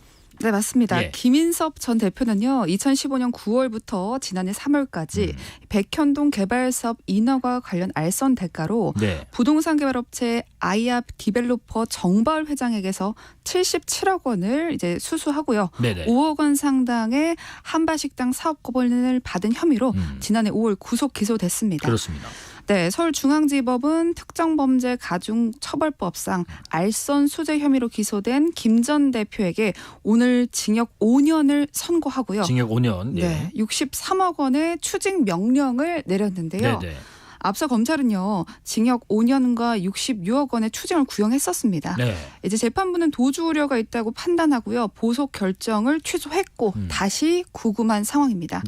오늘 선고는 같은 구도로 검찰이 기소한 백현동 의혹 관련 첫 법원의 판단인 만큼요, 이 대표를 비롯해서 향후 관련자들의 어떤 재판에도 영향을 미칠 것으로 보고 있습니다. 그러니까 말씀하신 것처럼 지금 민주당의 이재명 대표도 지금 기소된 백현동 의혹 관련 사건의 첫 법원 판단인데다가 이 대표의 최측근 정진상 전 실장이 또 연루된 정황이 상당 부분 또 인정이 됐기 때문에 법원 판단이 좀 더 주목받는 것 같네요. 네, 맞습니다. 검찰은 김 전 대표가 2014년 4월부터 2017년 2월까지 이 성남시장이던 이 대표와 말씀해 주신 정진상 전 민주당 대표실 정무조정실장을 비롯해서 로비로 백현동 사업에서 성남도시개발공사 사업을 배제하고 정 회장이 운영하는 성남 R&D 뒤 PFB가 단독으로 사업을 진행할 수 있다라고 이제 판단했고요. 네네. 이제 아파트 건설 목적의 용도 지역 상향, 그리고 기부 체납 대상 변경, 임대 아파트 비율 축소, 이 불법적인 옹벽 설치 승인 등의 특혜가 제공돼서요. 이 공사가 최소 200억 원의 손해를 봤다라는 것이 이제 검찰의 조사 결과입니다. 예. 이제 검사는 이 과정에서 이 대표가 관여해서 공사에 손해를 끼친 것으로 판단하고요. 지난해 10월 김 전 대표를 특정 경제 범죄 가중처벌법상 배임 혐의로 불구속 기소했습니다. 네네. 지금 재판부는 이 대표의 개입 여부까지 구체적으로 판단하지는 않았다라고 했고요. 하지만은 뭐 이 대표의 최측근 정 전 실장이 지금 김 전 대표의 어떤 로비를 받은 정황 또 관련 사항을 실무자들에게 지시한 정황 등을 뭐 여러 개 인정했다는 점에서 지금 다른 앞으로의 재판에도 일정 부분 영향을 미치지 않을까 싶고요. 네. 이재명 대표도 지금 이 사건 관련해서 같은 혐의로 불구속 기소돼서 재판을 받고 있지요. 네. 이제 검찰은 권력형 지역 토착 비리 사건으로 규정하고 있습니다. 네. 다음 소식도 알아보겠습니다. 의과대학 입학 정원 확대 반발하는 전공의 단체가 지금 어젯밤 긴 시간 동안 총회를 가졌는데 비상대책위원회 비대위 체제로 전환하기로 했습니까? 네, 맞습니다. 예. 이제 오늘 오전 전공의협회가 의사협회에 이어서 비상대책위원회 체제로 전환하게 되었는데요. 네네. 이제 전공단체는 협회장을 제외한 임원진 사퇴와 또 비상대책위원회 전환권에 대해서 찬성 175, 기권 19로 가결됐다고 밝혔습니다. 그러면 비대위 전환 이후에 뭐 파업이랄지 집단 행동이랄지 이런 부분들도 결정된 게 있나요? 아직은 공식적인 입장은 밝혀지지 않고요. 이제 다만 이제 파업 여부나 지금 말씀해주신 뭐 방식을 가지고 내부적으로 굉장히 팽팽하게 맞서고 있는 상황입니다. 의견이 팽팽합니까 지금? 네, 맞습니다. 이제 한꺼번에 단체 행동에 나서자라는 의견과 이제 병원별로 의사를 좀 존중해서 개별적으로 가자라는 의견이 대립되고 있는 상황이거든요. 네. 이제 일각에서는 전공의들이 이달 말에 진행되는 병원과의 계약에 응하지 않는 이 사직서 투쟁에 나서는 거 아니냐라는 우려도 있고요. 일단은 전공의 실기 시험이 모레까지 진행되는 만큼 그 이후에 어떤 구체적인 윤곽이 나오지 않을까라고 생각되고 있습니다. 우선은 뭐 집단 행동이랄지 뭐 집단 행동을 할 것이라는 의사 표명은 없어서 다행인 것 같긴 합니다만 정부 반응은 어떤지 궁금합니다. 정부 반응도 이제 우선은 없어서 다행이다라고 비슷한가요? 보고 있습니다. 이제 정부는 다만 이제 환자의 곁을 조금 더 지켜달라면서 의사 단체를 계속해서 압박하고 있는 상태고요. 이제 전공의들이 사실 그렇다고 해서 내가 파업을 또 안 하겠다라는 입장을 밝힌 것도 아니어서요. 이에 대한 이제 대비에 우리가 주력하겠다라고 해서 정부 측에서는 강조를 했고 만약에 정부 측에서는 전공의들이 사직서 투쟁에 나서게 된다면 사직서를 수리하지 말라고 병원 측에 지시를 내렸다라고 밝혔습니다. 그래서 전공의들이 뭐 자신들의 진로까지 바꿔가면서 극한 투쟁으로 가지 않도록 대화와 설득의 창구 우리가 열어두겠다라는 입장이고요. 사실 뭐 의대 증원에 대한 정부 정책은 이미 다 결정이 된 상황이잖아요. 그렇습니다. 그렇기 때문에 이제 보건부는 의료계와 TV 토론 뭐 포함해서 모든 형태의 토론이 다 가능하니까 우리 조금 더 대화로 풀어보자라는 이제 그런 상태고요. 의료계와 비공식적으로 접촉 이어가고 있고 소통 창구가 계속해서 열려 있다라는 점을 강조했습니다. 그래도 진료 차질을 우려하지 않을 수는 없습니다. 아직까지 좀 불씨는 살아있다 보니까 이거는 어떻습니까? 그래서 혹시라도 뭐 전공의들이 휴가를 내고 진료 현장을 떠난다든지 혹은 법정 근로시간을 지키는 방식으로 진료 시간을 단축한다면 이제 그런 게 이제 일어나지 않도록 우리가 병원 측과 이제 타협을 하겠다, 협의를 하겠다라고 밝혔고 만약에 정말 의사들이 파업에 나설 경우 즉각 업무 개시 명령을 내릴 방침이다. 그리고 정말 그것에도 응하지 않을 거라면 면허 취소까지도 고려하고 있다라는 이제 강경한 입장입니다. 강경한 입장, 정부 입장까지 들어봤고요. 네. 자, 다음 소식은요. 아시안컵이 뭐 끝난 지 좀 됐습니다. 아쉬운 4강 탈락 이후에 뭐 선수들 고생 많았고요. 각자 소속팀으로 좀 돌아가서 활동을 하고 있는 것 같은데 무엇보다 지금 축구대표팀 감독 클린스만 감독에 대한 어떤 비판 여론 한번 생각해봐야 되는 거 아니냐는 여론들이 좀 거센 것 같습니다. 특히나 선수 출신 대한축구협회 축협 임원들이 모여서 클린스만 감독에 대한 거취에 대한 논쟁 내지는 뭐 토론을 벌였다고 들었습니다. 예. 네, 원래는 대한축구협회가 오늘 전체 임원회의가 예정되어 있었거든요. 근데 그거를 취소하고 이제 비공식 회의로 말씀해 주신 것처럼 경기인 출신 임원들과 비공식 회의를 열었습니다. 이제 아시안컵 결과와 대회 전반적인 사안에 대해서 자유 토론 방식의 회의였는데 이제 문제는 클린스만 감독의 경질 여론에 대한 의견을 듣는 게 핵심이었는데 감독 참여하지 않았고요. 또 그리고 우리 정몽규 회장도 참석하지 않았습니다. 그래서 이제 감독도 없고 수장도 없어서 이거 알맹이 빠진 회의다라는 사실 비난도 있었고요.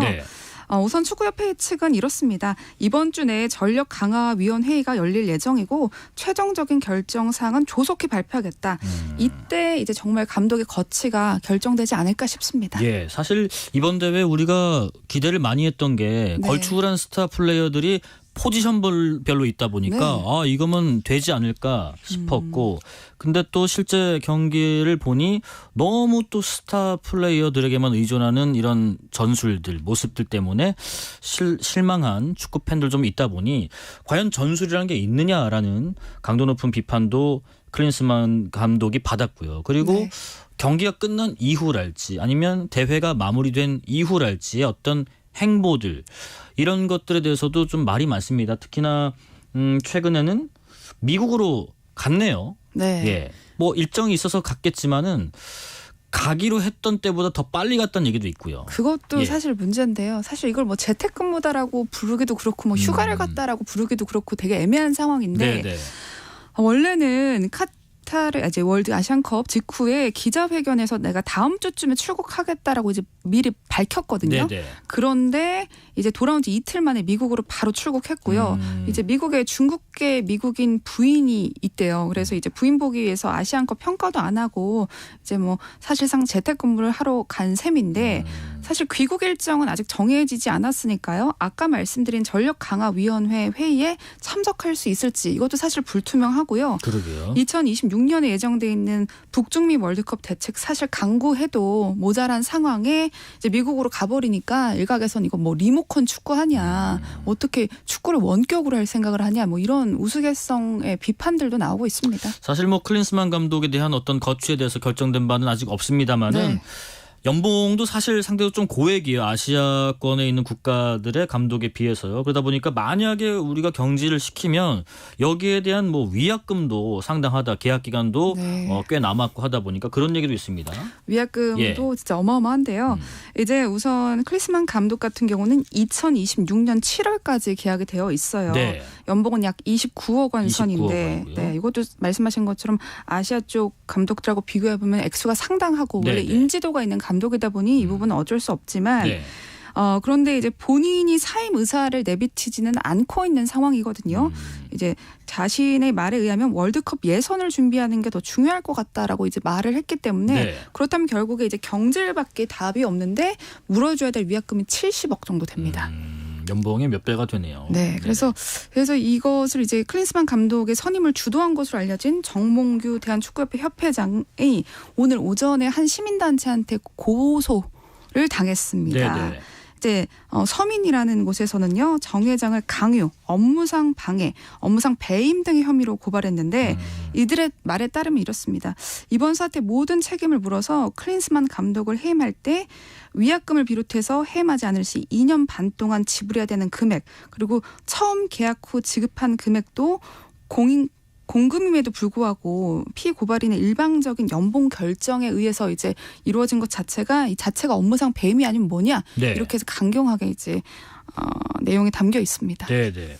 자, 마지막 소식 들어보겠습니다. 마지막 소식은 좀 안타까운 일이 있었죠. 아프리카 말라위라는 곳에서 우리나라 여성, 한인 여성이 안타깝게 피살되는 사건이 있었습니다. 어떤 사건이었습니까?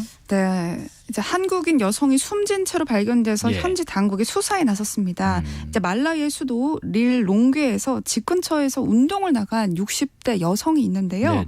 이제 실종됐다는 신고가 접수됐습니다. 이제 수색에 나선 경찰이 의식을 잃은 A 씨를 발견해서 병원으로 옮겼지만 끝내 숨졌는데 이제 문제는 발견 당시 A 씨의 몸에서 심한 구타의 흔적이 발견이 됐고요. A 씨는 당시 해외 파견 근무를 하고 가족과 함께 이곳에 거주하던 중 이 변을 당한 것으로 알려졌습니다.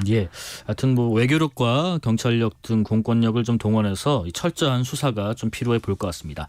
여기까지 말씀 듣겠습니다. 지금까지 김다솜 박범솜 글로벌 빅데이터 연구소장이었습니다. 고맙습니다. 네, 감사합니다.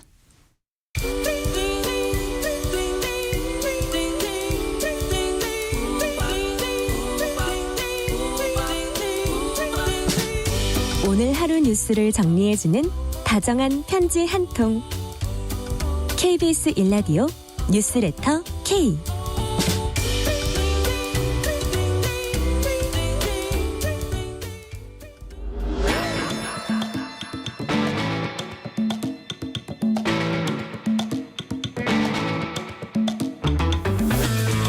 네, 과학과 기술의 눈으로 미래를 읽는 쪽지 붙여봅니다. 포스트잇 김명주 서울여대 정보보학과 교수입니다. 안녕하십니까? 안녕하세요. 예, 연휴 잘 보내셨나요? 네, 잘 보냈습니다. 예, 연휴 때 저도 잘 보냈는데 연휴 때 약간 두 가지로 좀 스트레스가 있었어요. 뭐냐면 모르는 번호로 전화가 계속 오는데 네. 받고 보면 선거 관련 막 그런 전화 그렇죠. 이게 좀 선거 있었고. 전화가 많았죠 이번에. 또 하나가 모르는 문자인데 자꾸 눌러보고 싶은 마음이 드는 그 약간 스미싱 관련. 네. 것으로 어떤 메시지던가요? 뭐 설마 세뱃돈 주겠다 이런 거. 설날 이벤트 당첨 뭐 이런 네. 게 하나 있었고 네. 세뱃돈 관련된 것도 네, 있었어요. 네. 근데 다 저는 이제 보자마자 그냥 무시무시했는데 네. 어쨌든 오늘은 설 명절 전후로 해서 이 문자로 오는 각종 스미싱 또 네. 피싱 범죄 네. 이런 유형 또 예방법까지 알아보는 시간을 준비하셨죠? 네. 예.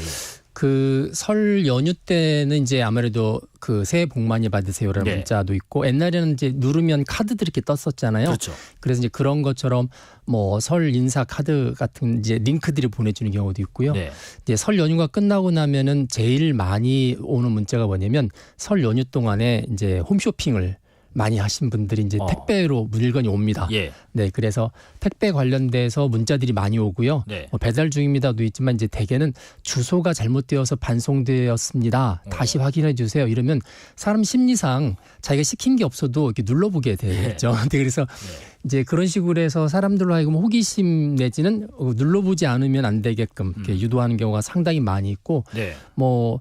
또 되게 명절 때 어르신들이 많이 돌아가시세요. 그래서 부고장들이 되게 많습니다. 네. 저도 사실은 어제 또 장례식장 다녀왔는데 그 부고장 친한 친구한테 이렇게 부고장이 오면 그 이제 부고장 관련돼서 장소 안내라든지 뭐 요즘 이제 온라인으로 송금도 하잖아요. 네. 그러니까 그런 게 나오니까 이게 당연히 눌러보죠. 이제 그 순간에 이제 핸드폰에 바이러스가 들어온다든지 아니면 이제 부고장 관련된 사이트로 탁 이동을 해서 마치 부고장 사이트처럼 되어 있는데 네. 거기다가 이제 개인 정보를 넣게 한다든지 뭐 이런 게 있고요. 뭐 여러 가지 다양한 기법들이 있는 것 같습니다. 아까 그 잠깐 말씀하신 것처럼 이 설 연휴다 보니까 이 세뱃돈 관련된 그 어떤 스미싱, 피싱 관련된 문자가 오는 경우도 있다 보니까 이 참 낚시성 소위 말하는 이런 문자들 참 많이 오는 것 같고 갈수록 참 교묘하게 보냅니다. 그렇죠. 이 누를 수밖에 없게끔. 그거를 이제 약간 전공용어로 사회공학적 기법이라고 그래요. 어려운데 이제 이거죠. 요즘 사람들이 살아가는 문화, 어떤 거에 관심이 있을까?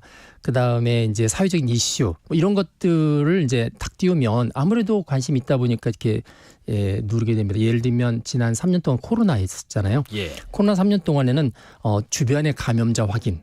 이러면 이제 눌러봐야 되는 거죠. 그렇죠. 우리 동네 누가 왔는지, 그다음에 뭐 감염 경로 확인, 뭐 이런 것들에 관한 이제 스미싱이 되게 많이 돌았고요.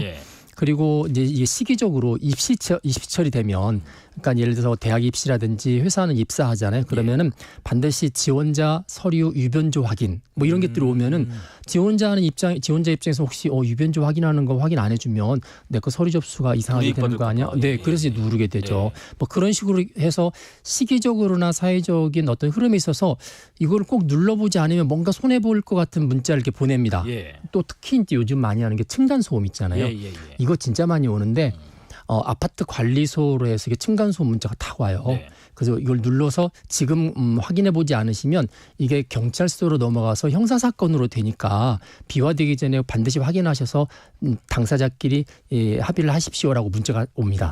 그럼 반드시 눌러보죠. 눌러보는 순간에 이제 이게 바이러스가 들어온다든지 아니면 이상한 진짜 가짜 사이트, 경찰서라든지 무슨 민원 사이트 같은 게 뜨면서 거기에다가 또 개인정보를 넣게끔 유도하는 경우도 많이 있습니다. 지금 이제 우리가 스미싱이라는 게 지금 말씀하신 그런 것들의 낚시성 문구의 링크, 그 링크를 누르면 그로 인해서 내 휴대전화에 악성 코드가 실린 앱이 설치되고 뭐 이런 건가요? 네, 두 가지입니다. 그러니까 스미싱이라는 게 원래 SMS하고 피싱하고 합한 게 스미싱이거든요. 그러니까 문자로 오는 개인정보 낚시하는 건데 누르면은 이제 내 스마트폰에 바이러스 이렇게 들어옵니다. 링크를 타고 누르는 순간에 들어오기도 하고 또 하나는 이제 어떤 사이트로 가요.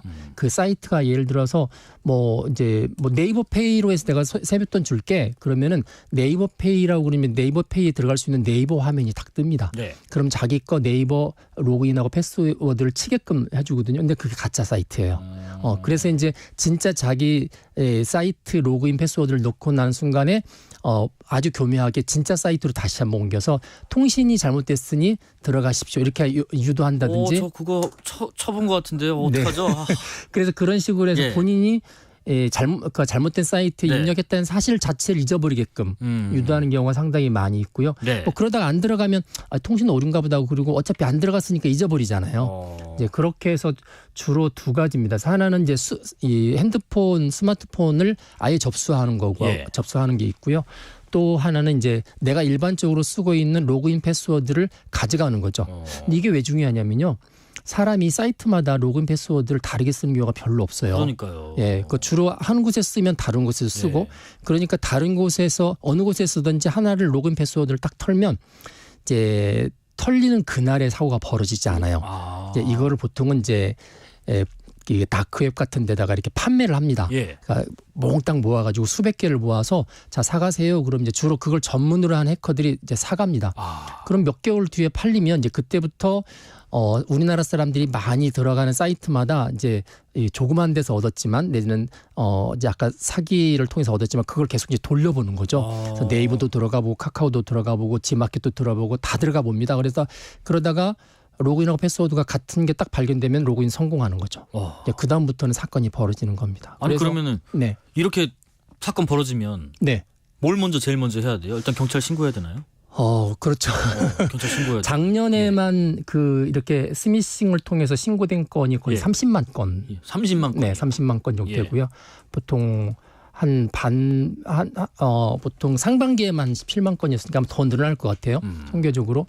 그런데 이제 막 내가 좀 의심이 가는데 지금 막 눌렀는데 링크를 잘못 눌렀다.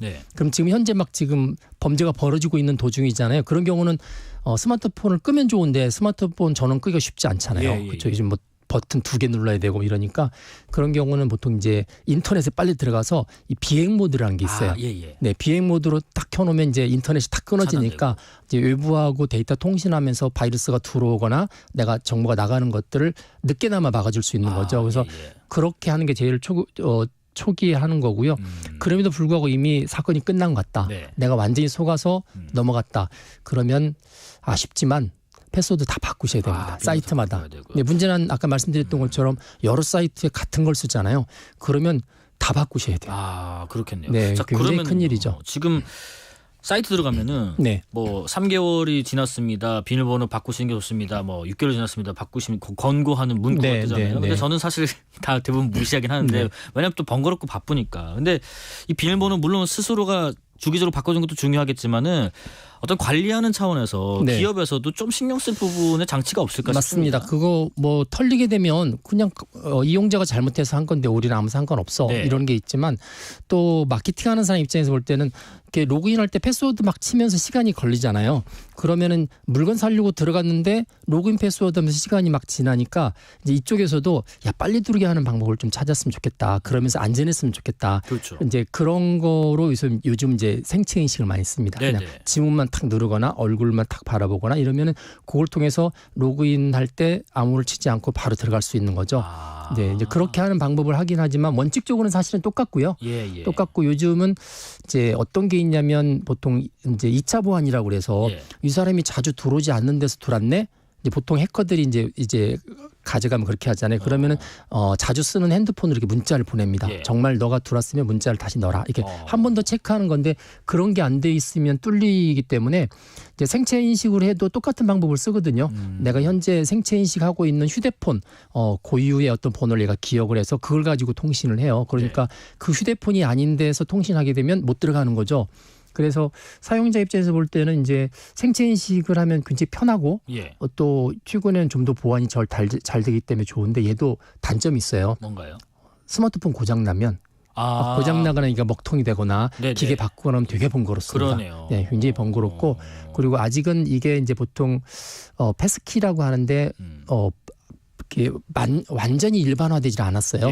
그래서 뭐 구글대로 뭐 마이크로소프트사대로 또 아마존대로 따로 쓰고 있습니다. 그래서 좀 번거롭긴 한데 아까 말씀하신 것처럼 암호를 사람들한테 다 3개월마다 바꿔라 이렇게 하는 거에 대한 불편은 사라지죠. 이제 그런 면에서는 장점이지만 또 단점일 수도 있습니다. 아까 그 앞서 말씀하신 이 내 정보, 뭐 패스워드, 뭐 아이디, 그다음에 개인 정보 같은 게 어떤 뭐 다크웹에 올라오고 뭐 암시장에서 팔리고 있는 거 이런 것들 내가 좀 먼저 가서 선제적으로 확인할 수는 확인할 없어요. 수 있어요. 어떻게 할 수 있어요? 네, 우리 정부 중에서 개인정보보호위원회가 있는데 개인정보보호위원회에서 그 인터넷진흥원 키사라는 데가 있습니다.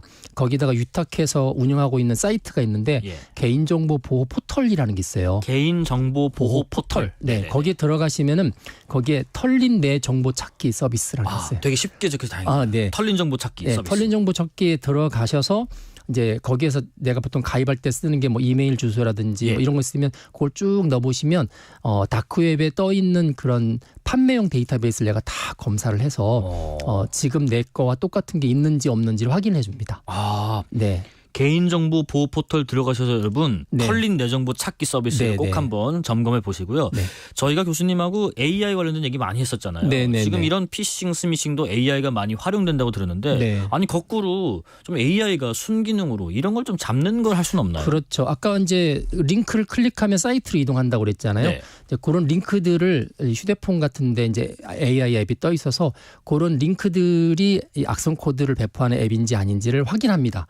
그렇게 잡아주기도 하고 그다음에 뭐 AI 보통 범죄자들이 쓰는 패턴들이 있거든요.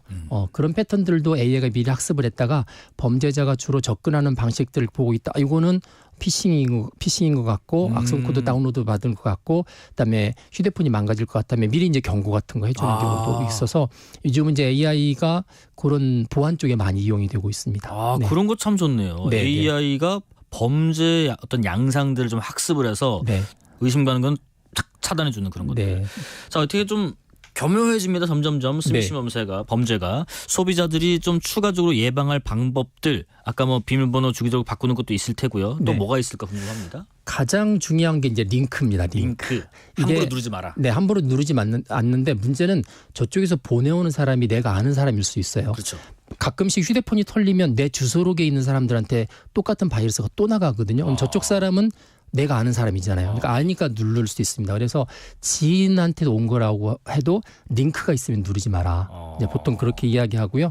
그리고 휴대폰으로 보통 소액 결제라는 게 있거든요. 그렇죠. 이게 소액 결제도 어떤 경우는 뭐 한 달에 보통 100만 원까지도 갈 수 있기 때문에 휴대폰이 보통 털리면은 주로 신고하기 애매한 소액 결제를 많이 쓰는 경우가 있습니다. 그래서 막 소액 결제가 나가기 때문에 소액 결제를 쓰지 않는 경우는 보통은 이제 그 이동통신사 114에 전화해서 소액 결제를 난 안 쓰겠다 이렇게 하면 이제 털린데라도 소액 결제는 안 나가게 되는 이제 그런 부분들이 있고요.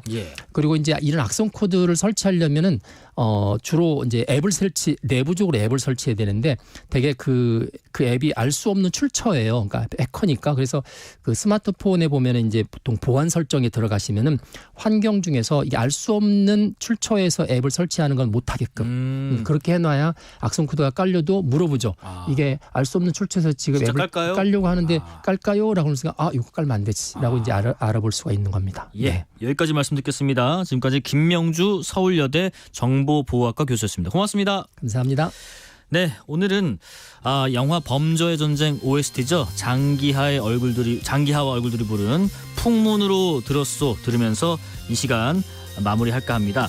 오늘 뉴스레터 K는 여기까지고요. 커피 쿠폰 받으실 분들은 뉴스레터 K 홈페이지를 확인해 주시고요. 오늘도 여러분과 함께 세상을 읽어봤습니다. 지금까지 뉴스레터 K KBS 김용준입니다. 고맙습니다.